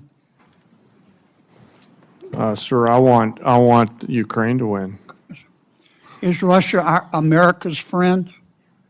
I'm sorry, sir, I couldn't quite hear your question. Is Russia America's friend? I think that depends on your definition of friend. I think it's a complicated relationship. But no, I don't think they're our friends. Thank you. If we could cut off Russia's cash flow, which depends substantially on its sale of oil, would that help Ukraine win? So I think militarily, anytime you can restrict resources and cash flows against an adversary, General, I that's a have good so thing. much respect for you. Yes, sir. But I have so little time. Yes, sir. I'll try to be Just briefer. Give me succinct answers. Yes, sir. It would assist a. Would help, wouldn't Yes, sir. Yes, sir. Okay. If we could stop people, entities, and countries from buying Russia's oil, that would help cut off its cash flow, wouldn't it? Yes, sir. We have a bill to do that, as I'm sure you're aware. We have the votes today to pass it overwhelmingly. I also have enormous respect and admiration for our majority leader, Senator Thune. But I hope everybody on this panel will today contact Senator Thune and ask him to bring that bill to the floor. We should vote on it at a minimum of next week. Some of my colleagues, General, want America to just stop in Iran. End the blockade, bring all of our warriors home. What would be the consequences of that, in your estimation? Sir, I think termination criteria is always a political decision. However, I assess that Iran will continue to be a challenge moving forward, so we have to be thoughtful Will about they that. put tolls on the strait? I don't know, sir. That's a decision that's a hypothetical and will depend on what happens It's not in the future. hypothetical. We've got a blockade to stop them. We do, sir. That's General, putting I want you to economic look me in pressure the on eye. Iran. I'm not asking you for, I'm not trying to get you in trouble. I know your advice to the president is private. But this is serious as 4 heart attacks and a stroke. Now, what happens if we come home and end the blockade to the world? Sir, Iran has the potential to continue to be a threat, and we will need to prepare military Will they options to toll do the that. strait? Sir, that's a hypothetical question, and I don't know the answer to that. Oh, it's not hypothetical. We come home. It's not going to be hypothetical. You know that, General, and I do too. And I appreciate your discretion. but we're down to it. We need some hard answers and some straight talk. What'll happen, Pete? Senator, I would agree with the chairman, but the likely outcome is they would try to impose their will on the waterways in ways that Would they the toll world it? would not like. Call it a toll, call it a fee, call it an exchange, call it control. They would do something that they would try to hold it at issue. Yes, sir. Would they try to commence development again of a nuclear warhead? Part of the reason President Trump had to have the courage to do what he did after Midnight Hammer is that they didn't give up their ambitions even though their nuclear sites had been obliterated. So this is a regime hell-bent on nuclear ambitions, and Guys, President we Trump's need been willing to straight go after them. answers. We need straight answers. Do we have the ability to destroy whatever is underneath Pickaxe Mountain? Senator, a lot of our capabilities are classified, but if anybody in the world can reach anything on God's green earth, it's the United States military, the most powerful military in the world. It's all about options and trade-offs. All right. I'm going to take a little extra time because others got it, Madam Chair. I won't abuse it. Secretary, are shrimpers farmers? Absolutely, yes. There are farmers of the sea. Are oyster harvesters farmers? Yes. In this USDA, Are they yes. having to compete with other countries who grow oysters and shrimp in a ditch and shoot them full of antibiotics? 100% yes. And if you eat too much of that foreign shrimp and oysters, you'll grow an extra ear, won't you? I'm not sure about that, but I know it is not good. And I also know we import 90% of our inspecting shrimp. the shrimp and the oysters from abroad? Well, it goes much larger than that. Why are we importing so much from abroad, which goes to the president's trade agenda? I'm in big trouble. Yes, you are. Guys, look, we need straight answers now. We're down to it. Senator Merkley. Thank you, Madam Chair, and Secretary Rollins. I appreciate your partnership on addressing several issues in Oregon, and I sent information about a couple others, and you responded. Appreciate it. We'll follow up on the research service. We'll follow up on the concern about in-kind contributions serving as a match. But I particularly need your help on the fire funding. And I know you've indicated how important that is. Where we stand now is that the Senate seems hamstrung, that they're seeking to have OMB give them a number on that. Various sources say the number is probably about $5 billion. I don't really care if it's 4.5 or 5 or 5.5. The point is that folks here, senators, are asking for a number from OMB in order to go forward. And when we're looking at the fires right now in my home state's the epicenter of the highest risk in the country. So can we get your help to get that number and move this process? Yes, absolutely. It is of paramount importance, especially in the middle of fire season right now. Thank you so much. Thank you. And Chairman Kane, I think there was a sense that the President expressed at the start of the war that the U.S. military power was overwhelming and would likely produce unconditional surrender quickly by Iran. And that obviously hasn't happened. Was it your opinion as well? Did you feel like our military force could produce an unconditional surrender in quick order?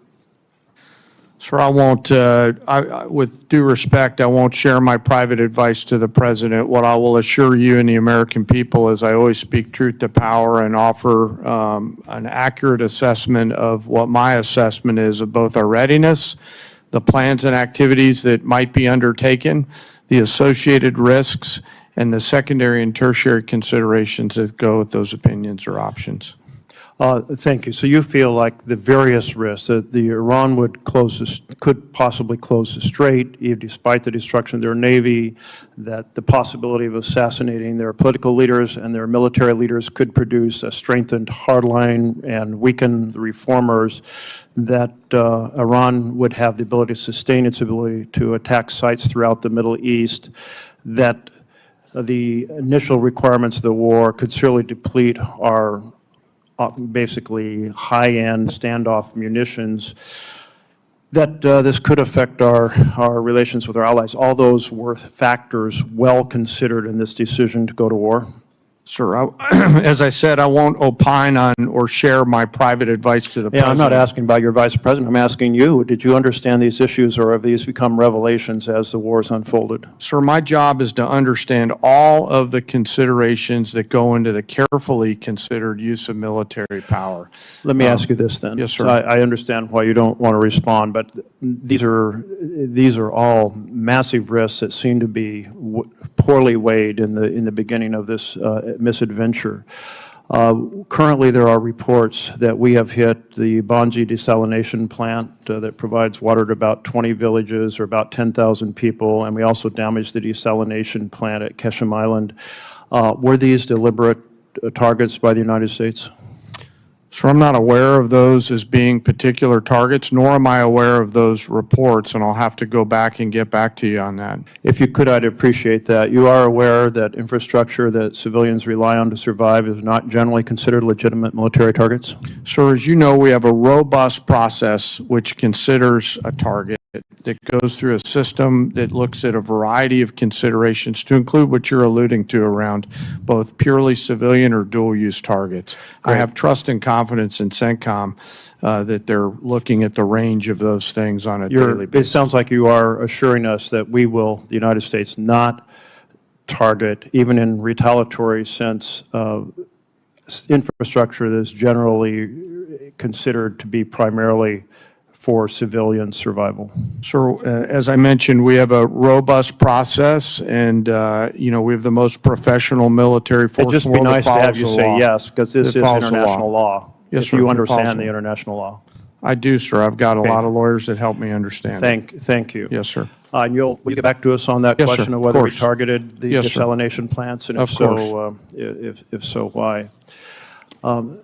My time's up, but I do want to express encouragement to look at what the negotiators have put forward, or advisors, as to whether a 10-day break could facilitate returning to dialogue that might find a path forward. Senator Hyde-Smith. Thank you, Madam Chairman, and I want to thank all three of you for being here today. I am going to direct my first question to Secretary Rollins, and again, I want to commend you publicly for the outstanding job you're doing at USDA. You know, this is my world.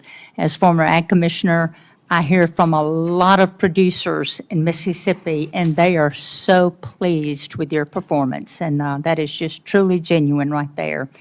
But I'm pleased to see the administration's supplemental request as for ag producers, because before I comment on that, I just want the entire committee and administration to take note of the tremendous timber losses as well in places like Mississippi due to winter storms and the tornadoes we've had there.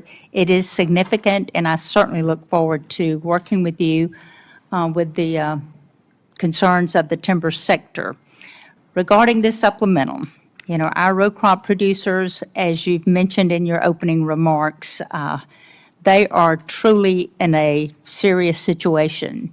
I've talked to multi-generation farmers back home who are the best of the best that did not even plant this year because they could not make the numbers work. And producers in Mississippi and nationwide, you know, we continue to face these economic conditions. They're not going away anytime immediately or soon, but we've seen the commodity prices drop and the input costs just go through the roof. If we want the next generation to stay on the land, Congress, we're going to have to take this opportunity to provide this critical market assistance for our farmers and enact policies that build structural demands for commodities like the Buy American Cotton Act, that year-round E-15, all of which would make the paths better, more favorable for these producers going forward. But I appreciate the administration's effort to this date, including the Farmer Bridge Assistance Program that was so valuable, implementation of the updated Farm Safety Net with Working Families Tax Cut Act, and now the supplemental request before Congress. But will you speak to why it's critical for Congress to act swiftly to pass this supplemental and the need for us to pass legislation that drives the demand for farmers' products. Yes, thank you, Senator, for your kind words. A couple of really important points. Number one, as we work to open the markets around the world, and we're seeing, as I mentioned in my opening remarks, just extraordinary numbers. That $50 billion agricultural deficit we inherited a year and a half ago is now down into the 20-ish billion. We expect it to go down significantly this year. Again, the highest price we've seen in over a year in corn is today, in soybeans is today, et cetera. Your point, Senator, about opening up the domestic markets is really important, whether that's E15, renewable fuel standards. Obviously, the RVOs came out, which is a reason for the drive up in some of our row crop prices in the last month, which is really important.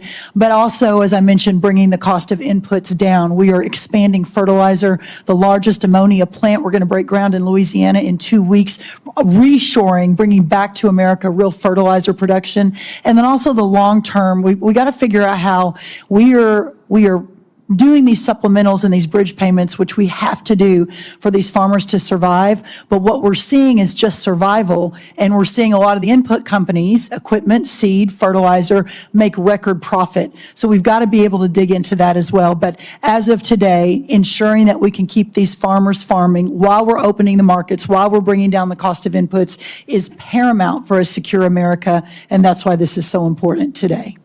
Thank you very much for that. And Secretary Hegseth, thank you for being here and the amazing job that you're doing. I have the utmost respect for you, your team, and what you're accomplishing. But I as well am committed to ensuring that our warfighters have all the tools necessary to accomplish the mission in Iran and whatever else that they need to defend our nation's interest. The supplemental request is in line with that goal. And I'd like to shift my conversation right now quickly to shipbuilding, which is extremely important to the state of Mississippi and our country's ability to protect itself. The President's FY 2027 budget requests funding for one DDG 51, while Navy leaders have said their goal remains to build 2 destroyers a year. And at the same time, the department is exploring options for using allied shipyards and overseas fabrication in future naval construction, which raises questions about the long-term role of the American naval industrial base or shifting work away from domestic shipbuilders. Shipyards like Ingalls in Mississippi, which I would love to invite you down to there. It is amazing, and the thousands of suppliers and small businesses they support, they need the confidence that the work will be there so they can invest in new facilities, hire and train skilled workers, and expand capacity that we will need in the future. Will you help or talk to us about the department's short and long-term shipbuilding plan and how it gives industry the confidence to invest?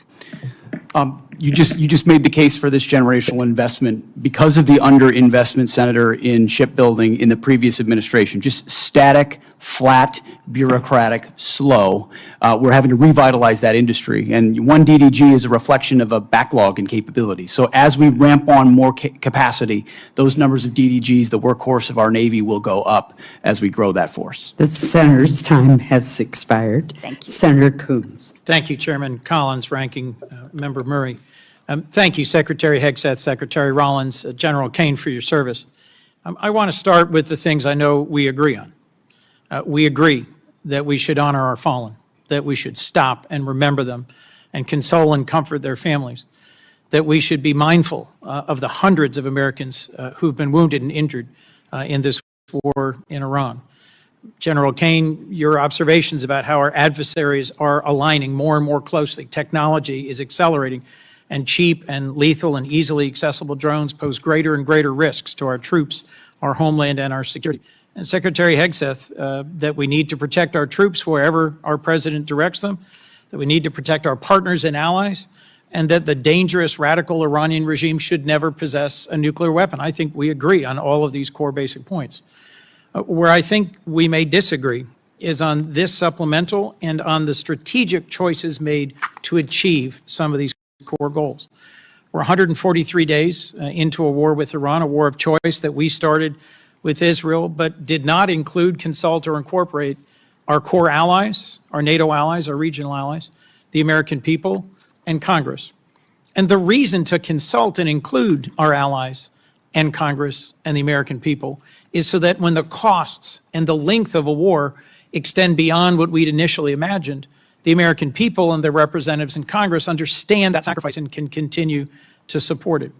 I think your first strategic mistake was to not consult the American people in Congress and make a clear case for the reasons behind this war.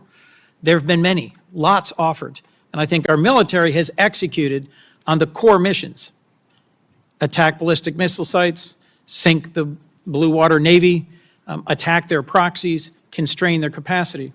But I frankly think it was entirely foreseeable that Iran would close the Strait of Hormuz, would use cheap, lethal, widely available Shahed drones that they've led the world in manufacturing to attack our bases, our troops, our partners and allies, and impose real costs.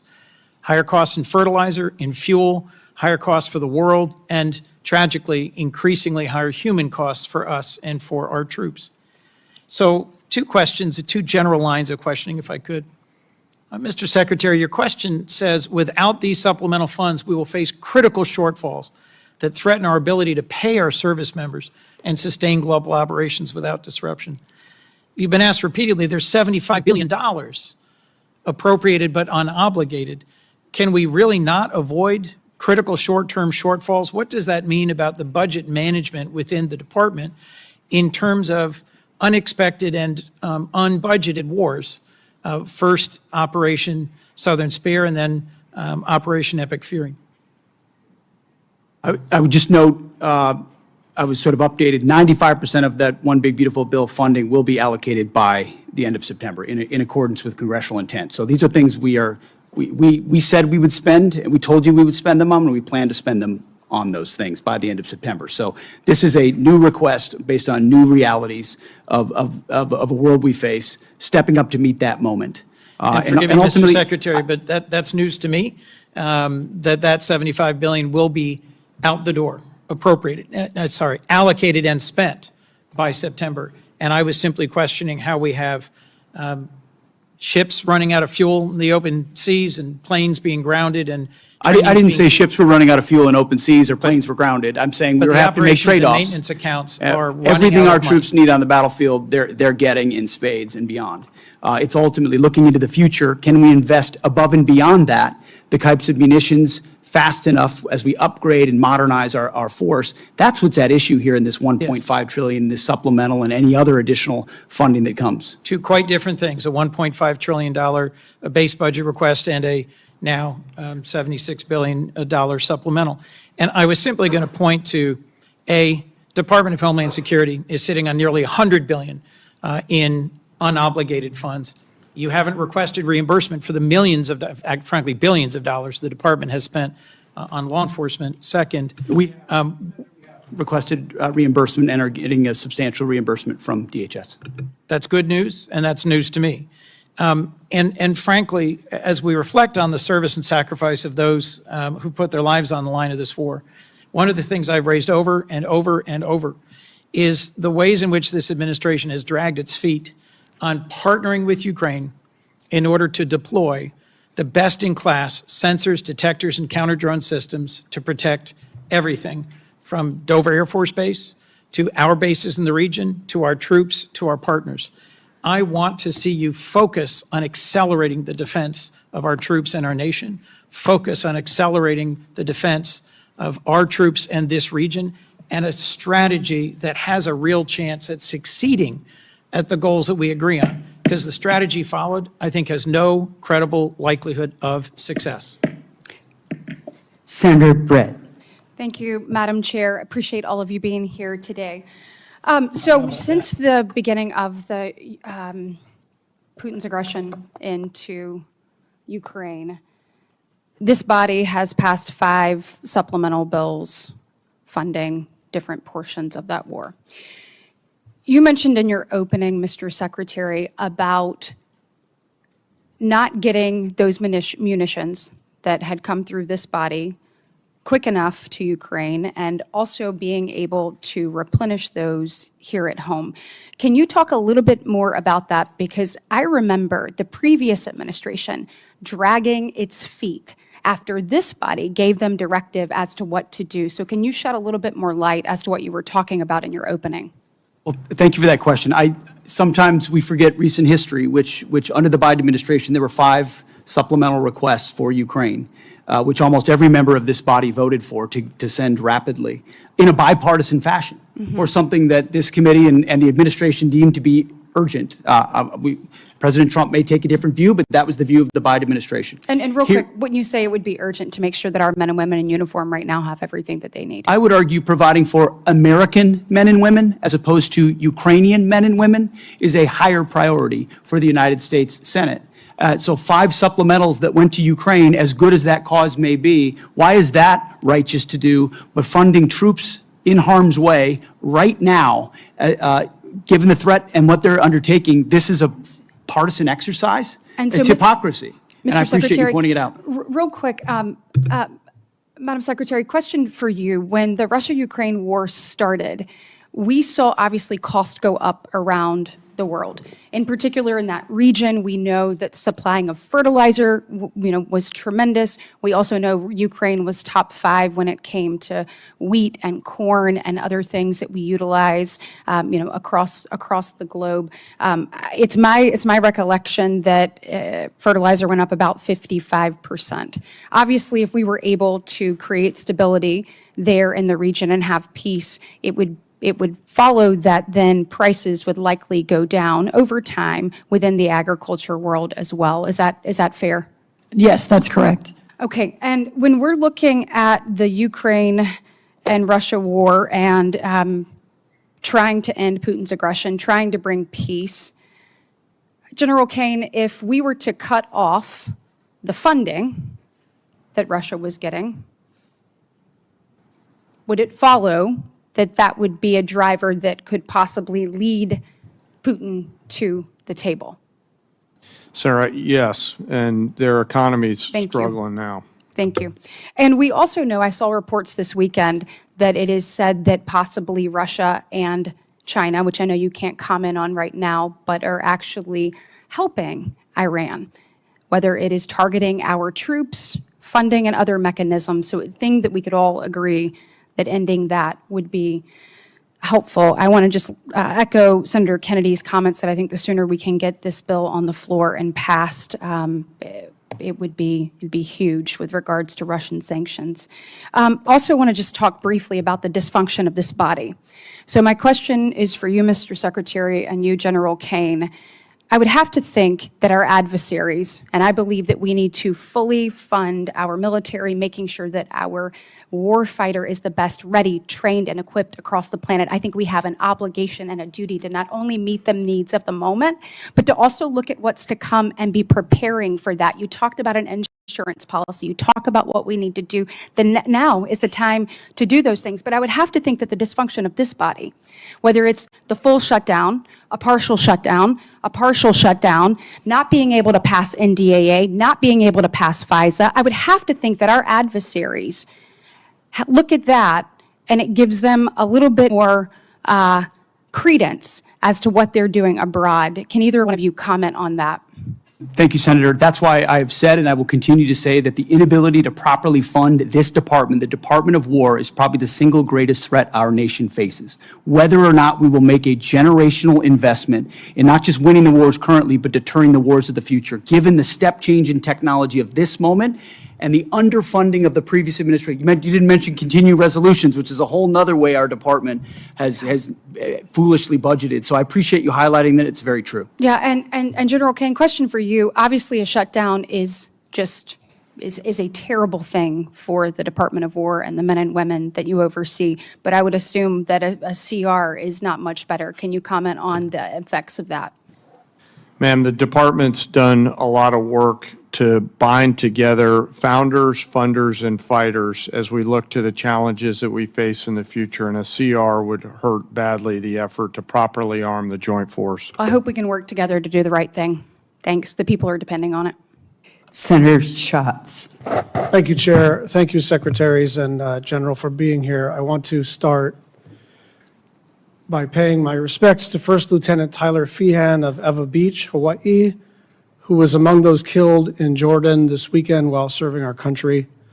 His courage, selfless dedication, and unwavering commitment to duty reflect the very best of our armed forces. We extend our deepest condolences to his family, his loved ones, his fellow service members, and remain forever grateful for his sacrifice. Secretary, about 190,000 people in the state of Hawaii, believe it or not, voted for Donald John Trump. And I know a lot of them, and I represent all of them. And one of the reasons that they were enthusiastic about Donald Trump, and you, Mr. Secretary, was they thought that we were going to have a new foreign policy. And that I think, I'm paraphrasing, but I think you characterized yourself as a reformed neocon or some such thing. And people were pretty thrilled about the idea that we were going to, that America first in their mind meant that we were going to not do this kind of adventurism. And so I don't want you to answer me, I want you to answer them. And I want to walk through the sort of stated objectives of this war at the outset. Regime change. We now have a younger and more radical regime. Depleting, eliminating their conventional missile capability. It's true that we've depleted their conventional missile capability. It's also true that anything the Department of War sets out to do, it usually succeeds at. So the question is not, do we kick ass? It's when do we decide to use kinetic engagement to extend our power across the globe. And it's clear that Iran still retains enough conventional missile capability to attack our bases and our interests in the region.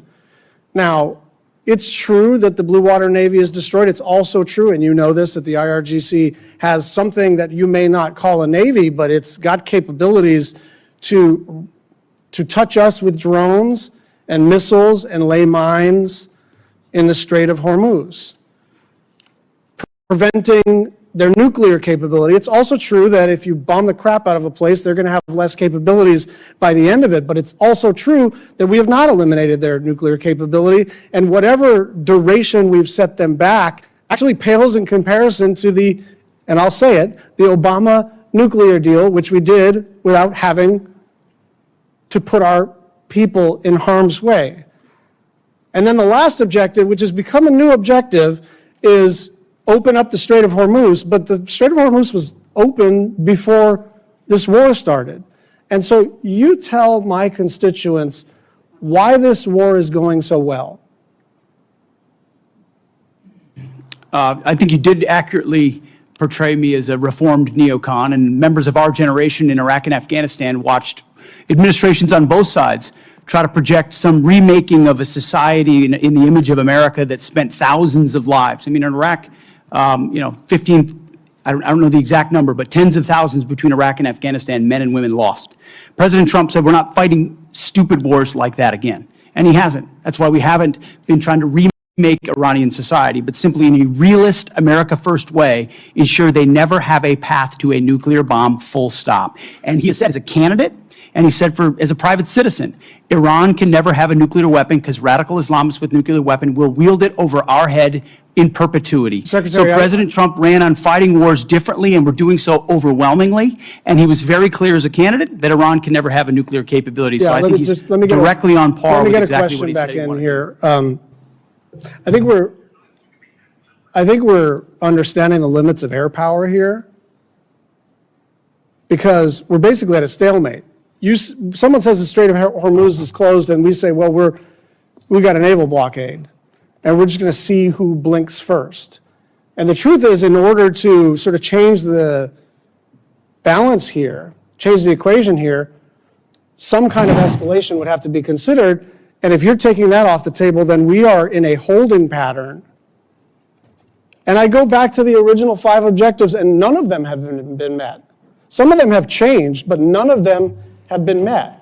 And with gas at now 402, with the Brent crude hit 90 today, up from 70 2 weeks ago, gas up about $1 nationwide, about $1.50 in the state of Hawaii, people want to know, why are we even doing this?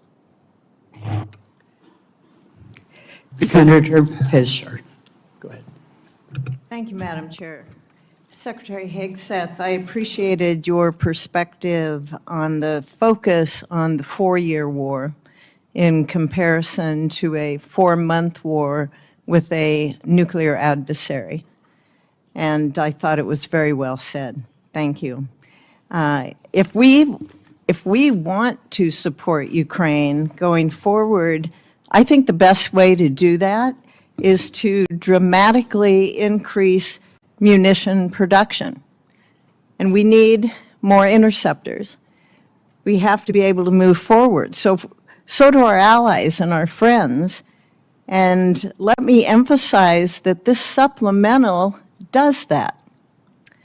This is what we're talking about here today. It's one of the things that we're talking about. As a member of the Armed Services Committee, one of my priorities for over 5 years now has been on munition production.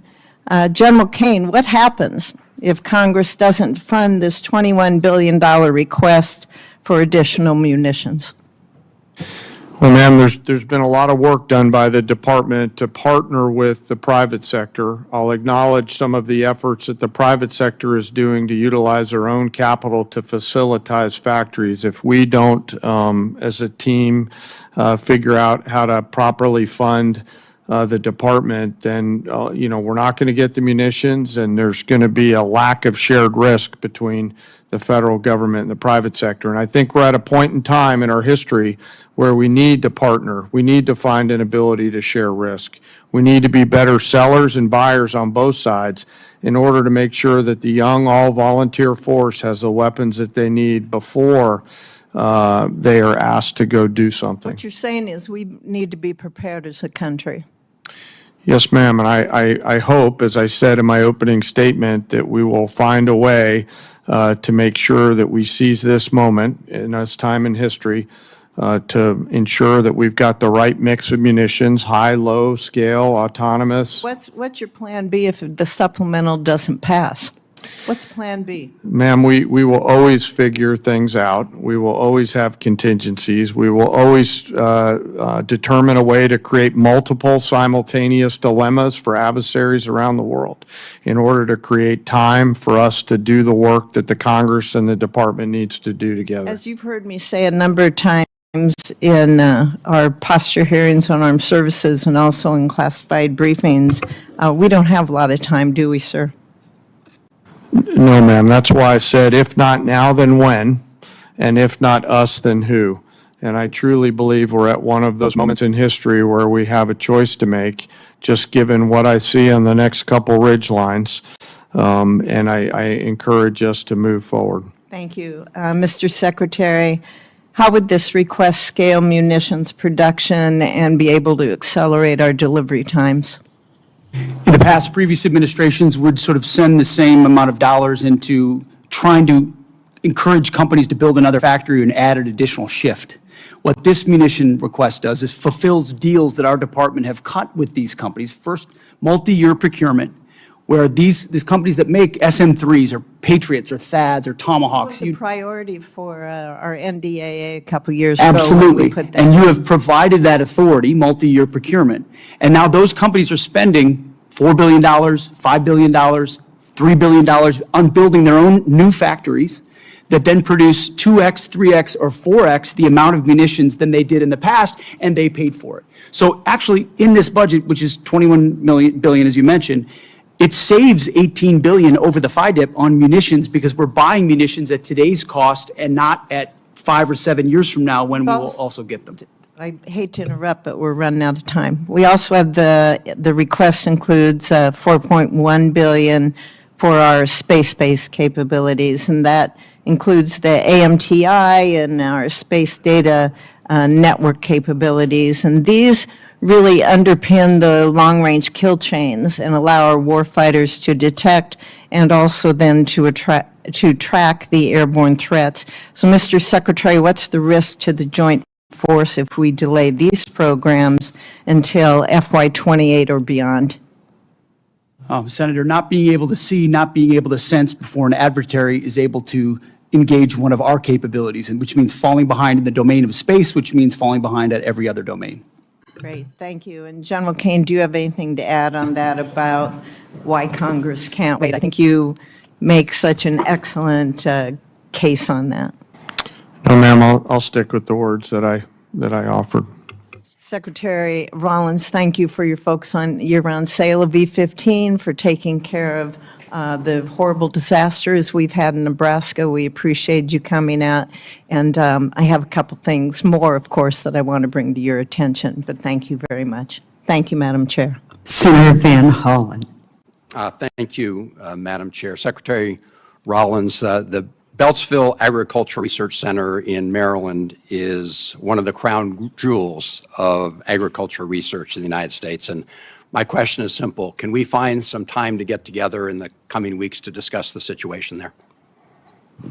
Absolutely, yes. Thank you, Madam Secretary. Yes. Let me turn to the Iran war. We recently lost 3 American heroes. That brings the death toll for American soldiers to 18. 1 is still missing. Hundreds have been injured.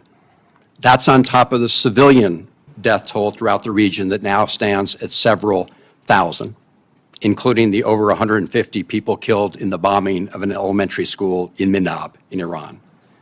Meanwhile, the Strait of Hormuz is closed. Gas prices today in the United States again spiked above $4 a gallon.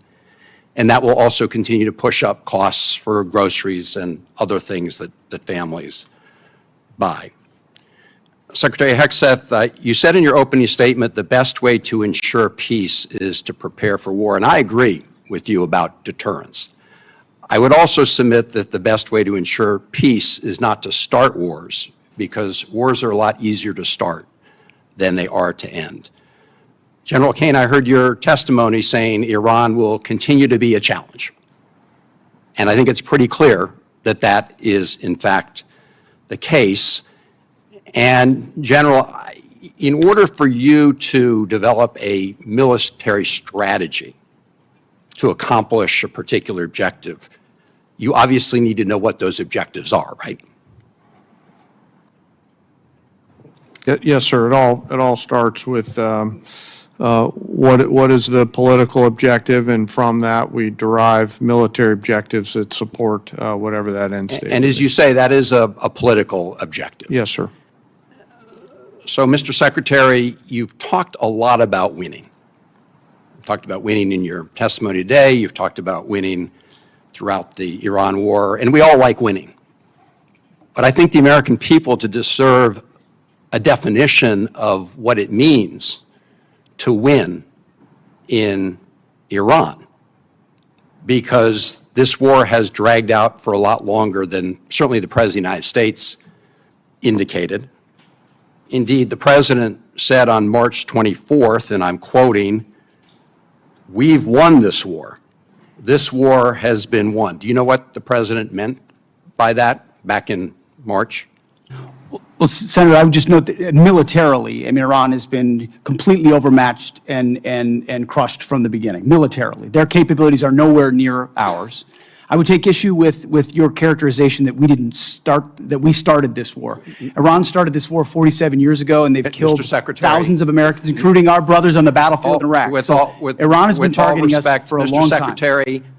Mr. Secretary, we didn't start it, they did. Let me just ask you this, since you said that what the President meant by his statement on March 24th, I think that we had sort of defeated Iran militarily.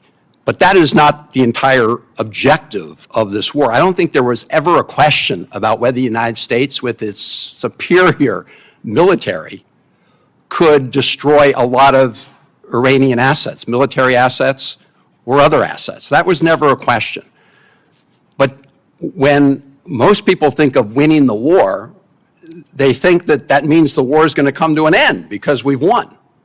And the President said back in March that we'd won. So I guess my question to you is, how are we going to define winning? I hear back in March you said about the Iranians, and I quote, "Whether they will have a ceremony in Tehran Square and surrender, that's up to them." So my question, Mr. Secretary, reopening the Strait of Hormuz is necessary in order for us to win, right? That's just a simple yes or no question.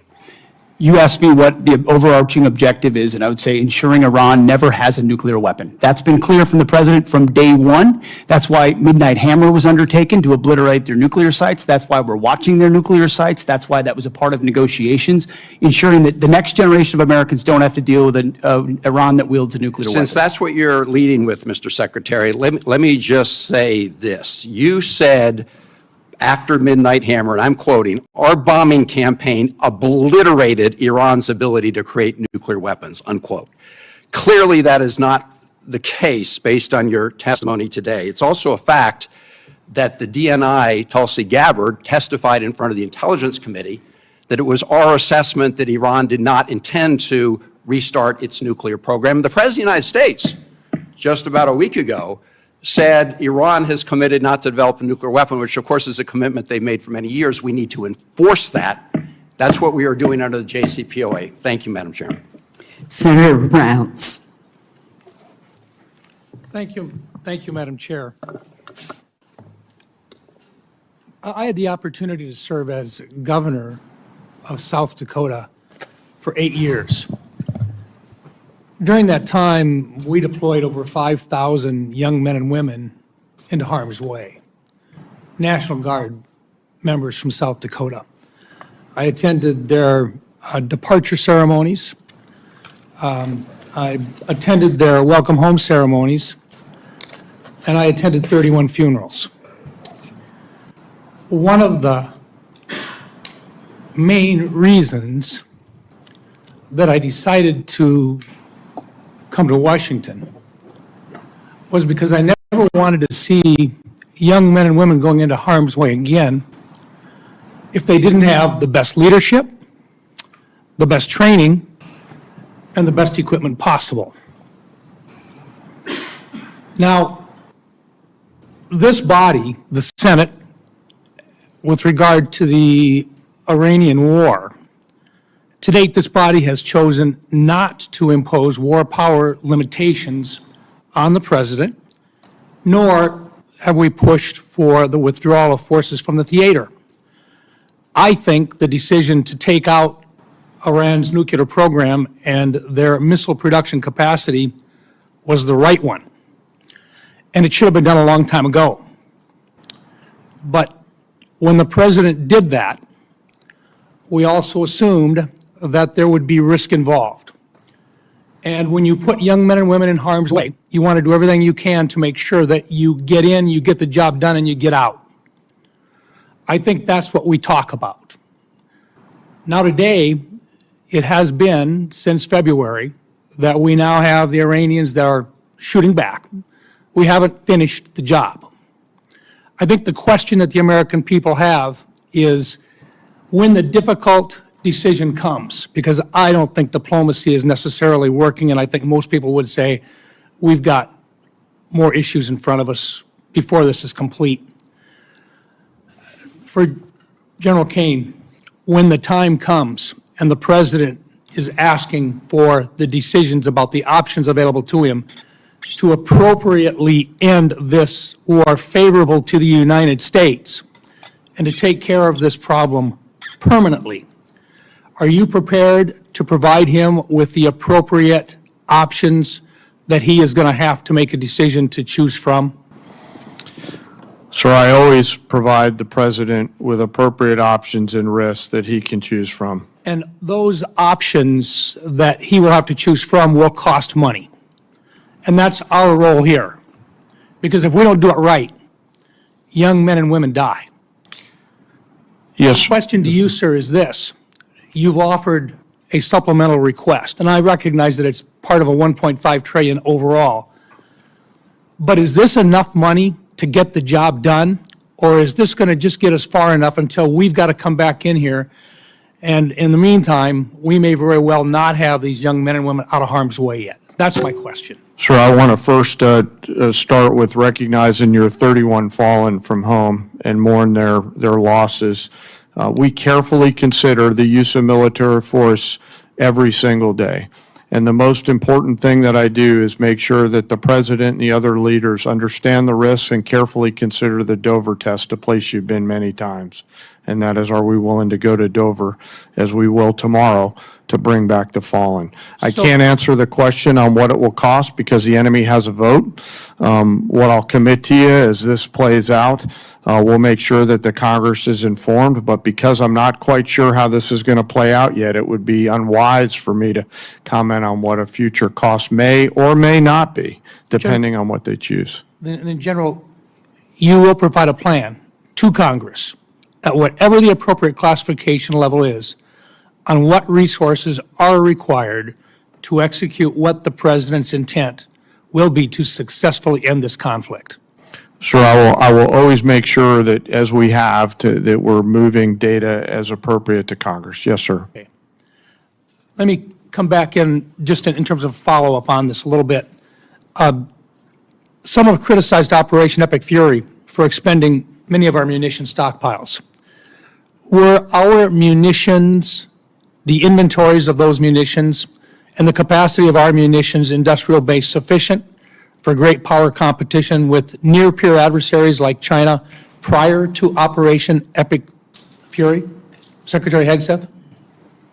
Senator, as I laid out, because of the previous administration, funding shortfalls, munitions transferred to Ukraine and not replaced, and then ignoring threats, it built a lot of risk that requires this kind of investment. So you'd look at the $67 billion alongside the remainder for 1.5.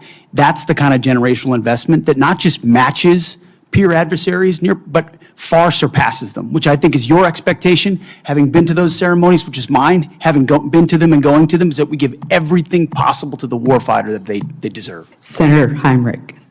Thank you, Madam Chair. Thank you. Thank you, Madam Chair. General Kane, our military is the best in the world, and so I don't think any of us should be surprised with the technical execution of its attacks on the Iranian regime's forces. They've been flawless. What I don't want us to confuse is flawless technical execution with long-term strategic success. And I think one objective that is relatively modest, because it puts us back to where we were when we started this, but nonetheless is incredibly important as a critical objective, is that I want to see the strait open again, and I want to see it open where shippers can transit that strait without being extorted by Iran. And I would love to see that before our commercial and other oil reserves are exhausted because of the impacts that will then have on the pocketbooks of American families. Is that a reasonable objective, and is it one that you share? So I'll defer on the military objectives to the political leaders who set them. What I can tell you is U.S. Central Command is working hard to ensure that Iran cannot terrorize the southern flank down there, and they're doing so every single day and night. And you and the rest of the Senate would be proud of the actions and activities for the forces that are down there. The character of war is changing, though, like I said in my opening statement, and so there's a variety of mixed munitions that are down there coming at the commercial traffic. But I would like to be clear and unambiguous with you and the rest of the Senate and the Iranian forces. They have a choice to make, and they should knock it off. I have no doubt I would be incredibly proud of the actions of our service members in this conflict. And I hope we can achieve that kind of strategic objection on the timeline that obviously avoids the worst impacts of the limitations of commercial oil supplies right now. Secretary Rollins, I want to shift gears. One of the things that you mentioned in your opening statement that we appear to agree on is that there is simply too much consolidation in a number of agricultural sectors. You mentioned fertilizer and seeds, but in particular, I want to talk about the meatpacking industry because in a previous Trump administration bailout, about $90 million went to the corrupt Brazilian meatpacker JBS. I think that Congress really intended those funds to go to American ranchers. So I want to ask you, what are you going to do this time around to ensure that the proposed relief dollars that we're talking about today, that those funds go to American producers instead of to the very foreign corporations who have created the business model where ranchers bear the risk and meat packers reap the profits? Well, that's right, and we're obviously at a 75-year herd low. There are a lot of reasons for that, but working to solve for that. Number one, the Department of Justice is investigating right now significantly the but especially the 2 foreign-owned. Number two, USDA is investing significant funds in deconsolidating packing and supporting mid-size and smaller packers around the country. I know that wasn't your question, but just to answer the bigger question, which is a really important one. But from my perspective, what the Trump USDA 2.0 has been hyper-focused on small and mid-sized farmers and ranchers. We have worked really hard on the $40 billion that has already moved through to make sure that that goes to where it is intended, which is not multinational foreign agricultural corporations. I very much support the efforts of the Department of Justice. I think there is a very important antitrust case to be made here. At the same time, I've watched as your department has rescinded 3 important rules that were put in place to protect farmers and ranchers from unfair practices by the large meat packers. Those rules were supported by the American Farm Bureau and the National Farmers Union. Explain that discrepancy to me. Which rules? I'm not tracking. The inclusive competition and market integrity rule, the transparency and poultry grower contracting and tournaments rule, and the poultry grower payment systems and capital improvement systems rules. The packers and stockyards, I think is what you're talking about. So we are executing an additional review on that. I think that the point is very well made, that sometimes that inures to the benefit of the larger corporations. As I have begun to make a larger case and a more vigorous case in the importance of deconsolidation, we'll be taking a second look at that. And I would love your input. And I would very much support deconsolidation. Thank you. Senator Houston. Thank you, Chair Collins. Thank you all for being here today. In my brief time in the Senate, I've learned that we're really good at embracing our oversight role, but oftentimes there are many people who don't want to do their jobs in terms of funding the government on time and actually doing the work that we're supposed to do as appropriators. And I'm not for blank checks. I believe everybody should be accountable, but I also believe we should do our job. And now we have a supplemental funding request that we're discussing today. We're waiting on getting an NDAA done. Despite the chair's best efforts to facilitate forward an appropriations process, there's question of whether that will get done on time in September. And my question, start with you, Secretary Hegseth, just to talk a little bit about what the consequences of failure, what this really means to not do this on time, because I've talked to defense contractors. I as a former executive, a member of an executive branch, I know that the legislative branch often thinks, well, no matter when we get this done, we just wave a magic wand, we pass the bill, and it all magically happens. But that's not how it happens. It takes time for people you have businesses out there who you're going to rely on to build these weapon systems who don't know if they're going to get paid. They can't plan. They can't staff up. They can't order the equipment. They can't do any of these things unless they know that the money is actually coming. So what are the consequences of not just doing this, but doing it on time in a timely manner? Senator, thank you. I think the consequences of dysfunction in funding this department put at risk I think a first time in 25, 30-year reform effort to change how we do business as a department. We're going to war with the Pentagon bureaucracy because the bureaucracy existed to defend just a few systems and processes and companies. We need all of American industry coming into our department. And if you talk to industry, they've never seen anything like what our deputy secretary and our department are doing right now to run fast at speed. But it counts on this body and others funding this department in a way that can fulfill the deals that we're cutting that saves the taxpayer tens of billions of dollars and gets weapons to warfighters years and years faster than we ever have in the past. So without the funding, we put at issue all those deals, all the reforms, all the ways in which we're changing our department to move at the speed of business. So it's not just dollars and cents. It's demand, it's predictability, it's showing industry, we will meet you at this moment. And if we can't get past our dysfunction to fund the warfighter, we put a lot of that at issue. General Kane, same question from a military point of view, not knowing if, when the funding's going to come, and us not doing our job on time, what are the consequences to the warfighter?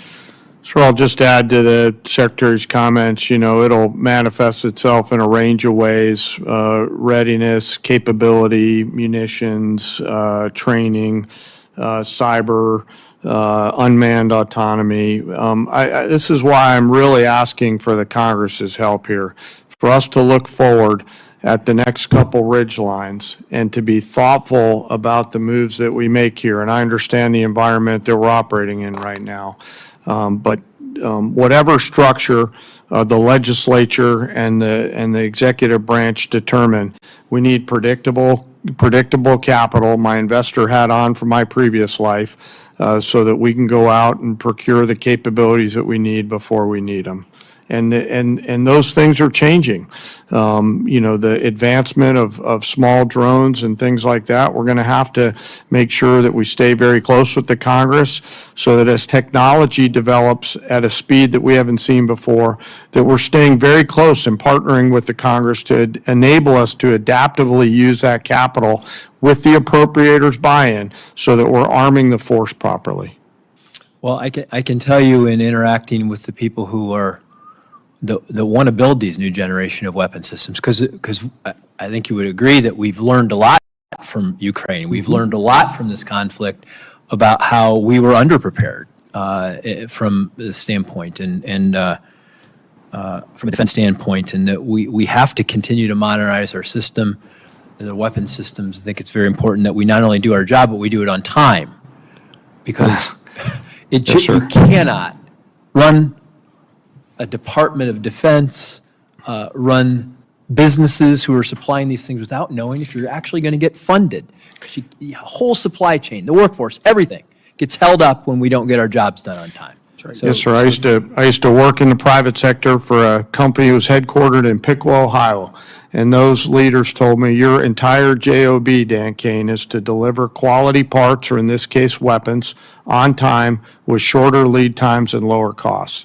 And part of why I'm so passionate about this is because I see how this capital, if the Congress chooses to give it to us, will manifest itself in real combat capability, lethality, and survivability for our joint force.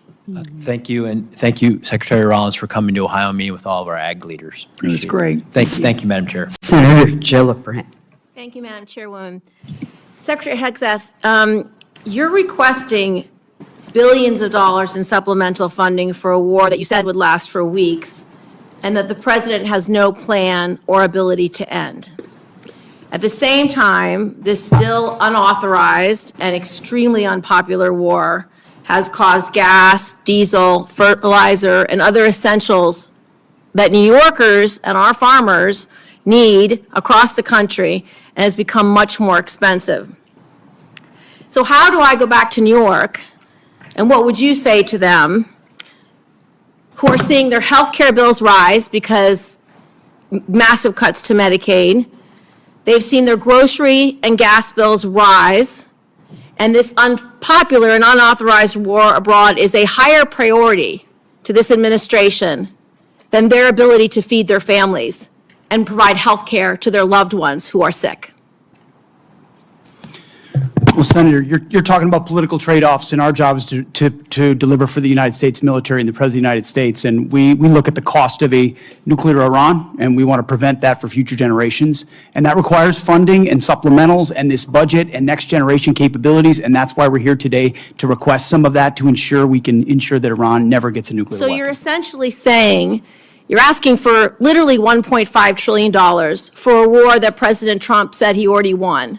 You're asking for $1.5 trillion, unlimited money for bombs, but insufficient money in the American for the American people, for their health care, their food, their housing, and our farmers, Secretary Rollins, who we have cut SNAP program. We are not funding the losses from emergencies that have happened in blue states, particularly when That's we not had true. frost. That's not False. true. False, you're not funding it. But back to you, Secretary Hegseth. And I would like to You respond to the continue- fertilizer and the Have your gas. chance. Secretary Hegseth. There's no reason to be rude. You are asking for unlimited money for bombs when people can't feed their families. And I don't know how this administration intends to defend those decisions to the American people.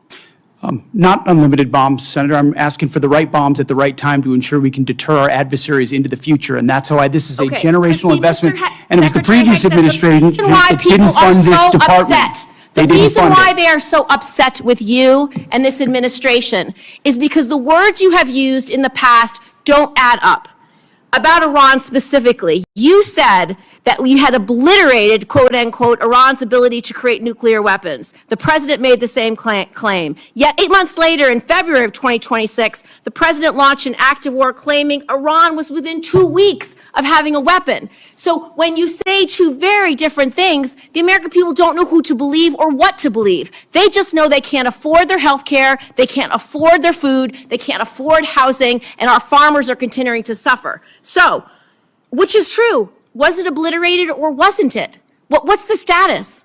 The nuclear sites under Midnight Hammer were obliterated, but Iranians foolishly continued to attempt to pursue nuclear capabilities, which is why we destroyed their defense industrial base and Okay. so many of the other capabilities let's to take- ensure they can't get to a nuclear weapon. See, we're staying laser focused on the objective, and you're trying to make campaign commercials. No, we're and not. that's fine. So listen to this. You also say that you made the missile program, quote, destroyed and made combat ineffective, quote, Iran's entire ballistic missile production capacity, every company that builds every component of those missiles has been functionally defeated and destroyed, and that the missile program, existing stockpiles were depleted and decimated, almost completely ineffective. So why are there missiles left to hit Jordan and result in the loss of life of our brave men and women? As we stated from the beginning, the Iranian defense industrial base is effectively gone, but they do have underground facilities because they're the world's leading state sponsor of terrorism, and they've spent 47 years trying to hide their missiles under mountains, just like their nuclear capabilities, because they would like to get a nuclear Just don't know weapon what to wield it version against of us. the war to believe, because it's either over or it's not over. It's within 2 weeks or it's not 2 weeks. We have no missiles or we have missiles. And that consternation is why so many New Yorkers are perplexed, stressed out, and find this war to be incredibly unpopular because they don't understand the choices that the president's making. They don't agree with those choices. Secretary Rollins, so you have cut over 160,000 New Yorkers have been kicked off SNAP. What do you have against hardworking New Yorkers, children who need SNAP, and seniors who need SNAP? Well, first of all, diesel is down under Biden versus today, 581 versus 480. Gas is down that from it's over- Biden today from 484 to 386 today. Fertilizer is down 56% from Biden highs. So Prices this are higher narrative than that when you you were took using- office. Well, All of those prices are higher than when you took office. So you are not that making is life not better true. for That New York is not true, farmers. Senator. And let me tell you what New York is stressed out about is the fact that your state is taking prime farmland and turning it into solar farms. That is absolutely inexcusable. The For New York you to farmers, sta- you will see I have visited that the New York smart farmers farms do two both. times. Do Two both. times in Senator's upstate New time York. has expired. Thank Senator you. Bozeman. Thank you, Madam Chair, very much. And thank all of you all for your service to our country and our national security. And I think it's easy for the public to understand how you, Mr. Hegseth, are, your contribution in the position you're in general, Kane, the position you're in. But some don't understand the position that our Secretary of Agriculture is in. I gave a presentation a couple of years ago when Senator Rubio was over here in the middle of it. I was talking about agriculture. He punched me and said, John, always tell them that food security is national security. Now Senator Cotton, who's head of the Intelligence Committee now, is taking his place. He's doing the same thing. So again, what we're talking about today is very, very important to our country. Right now, we're in a generational crisis. Our banks, our economists tell us that if we don't start doing things differently, and the good news is the administration is doing things differently, we're going to lose 20–25% of our farmers in the next 2 or 3 years. I visit almost daily with farmers about the difficult farm economy, wildfires, flooding, all the things we've talked about today.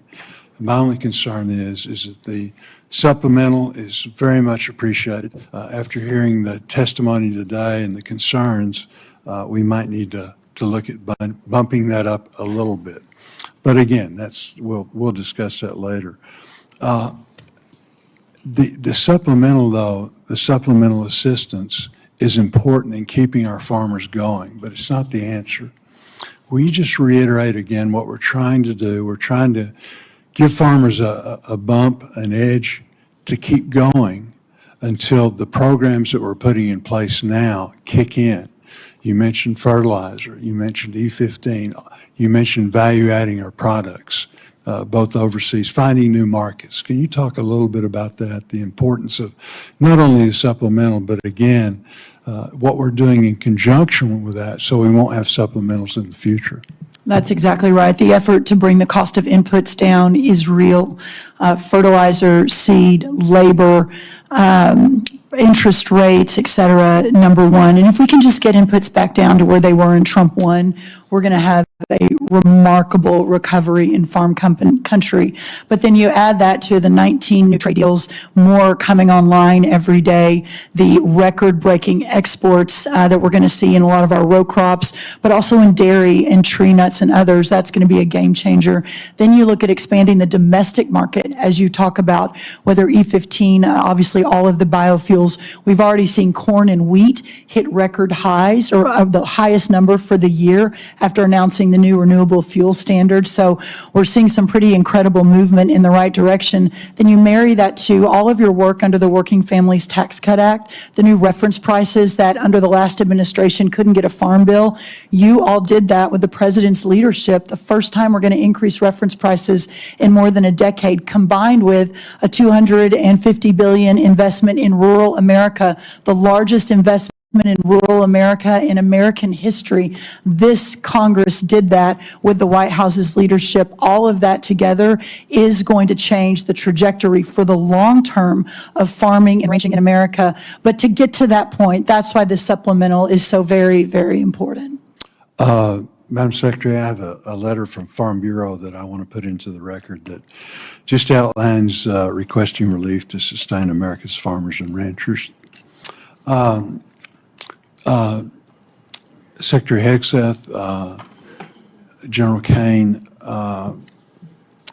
one of the things that we're concerned about is that in the military construction aspect of things, we're really not asking for that in the supplemental. I know that the success of Operation Epic Fury, particularly for our missile interceptors and short-range aircraft, really basing was a large part of that.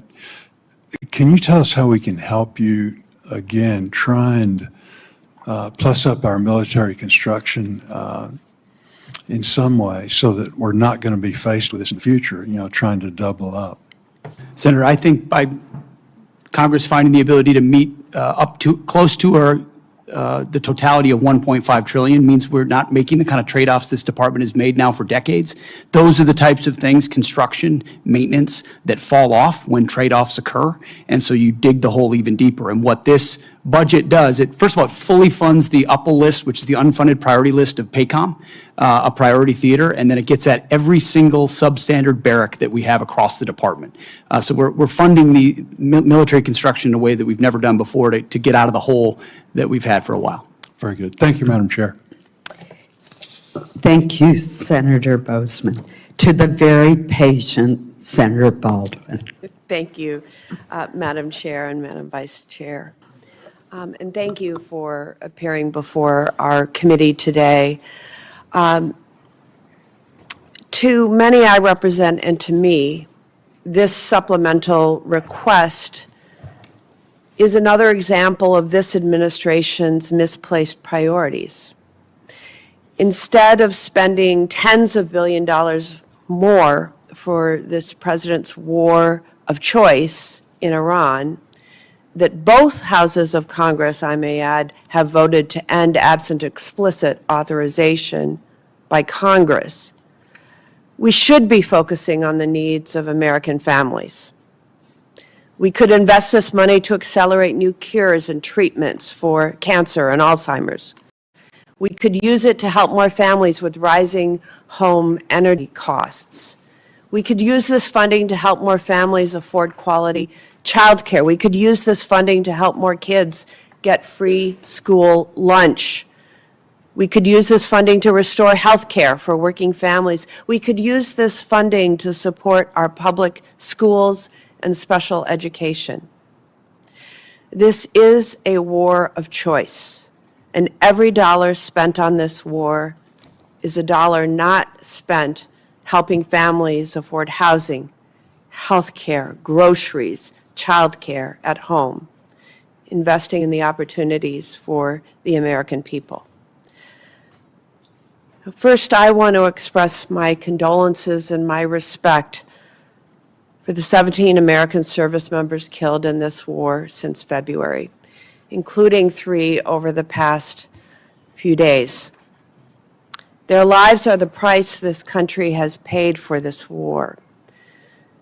The deadliest day for U.S. forces was on March 1st, when an Iranian drone struck an Army facility at Port Shuaibah, Kuwait, killing 6 soldiers and injuring more than 30 others, including soldiers from Wisconsin. Soldiers from the unit stationed at Port Shuaibah told reporters that the facility did not have adequate air defense capabilities. These soldiers and their families believed they were sent into harm's way without the defenses they needed. Secretary Hegseth, what would you say to those soldiers and their families?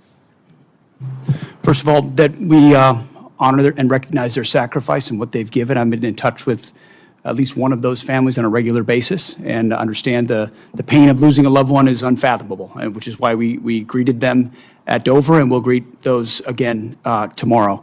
I would say in talking to Admiral Cooper, the CENTCOM commander, before all of this was undertaken, maximizing defensive capabilities, mostly by moving as many people as possible off the X, which we did in historic fashion, moving almost 90% of Americans in theaters off of where they could be a target, first of all. So bunkers that they would move into early morning. On Fort Shuaibah, and I will quote from the Washington Post article of July 12th.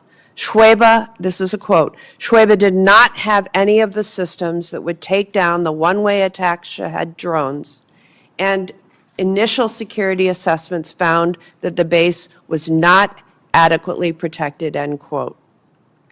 Soldiers at Port Shuaibah have also been quoted in news reports saying that requests for additional medical and drone defense systems were denied prior to the conflict with Iran beginning. Why were those requests denied, Secretary Hegseth? I would confer with Admiral Cooper, but it's not a single drone or defense request denied at any level that I'm aware of. We did everything we could to move heaven and earth in every single location to protect every single American we possibly. An article from July 12th, Washington Post also quoted a soldier saying that the unit's request for an Eagles drone defense system was denied because of lack of assets. That's an end quote. U.S. Army Central has conducted an investigation into that attack. Do you commit to releasing the findings of that investigation publicly, yes or no? We'll get you the status of that. I would argue if it was a resource constraint, that's precisely why we're having this hearing today, to speed up systems to the battlefield, to warfighters as fast as humanly possible. It's been too slow in the past. It needs to be faster. The reforms we're undertaking will do the findings that. of that investigation publicly, yes or no? I will work with Admiral Cooper to make sure it's handled properly. Yes, Senator. Thank you.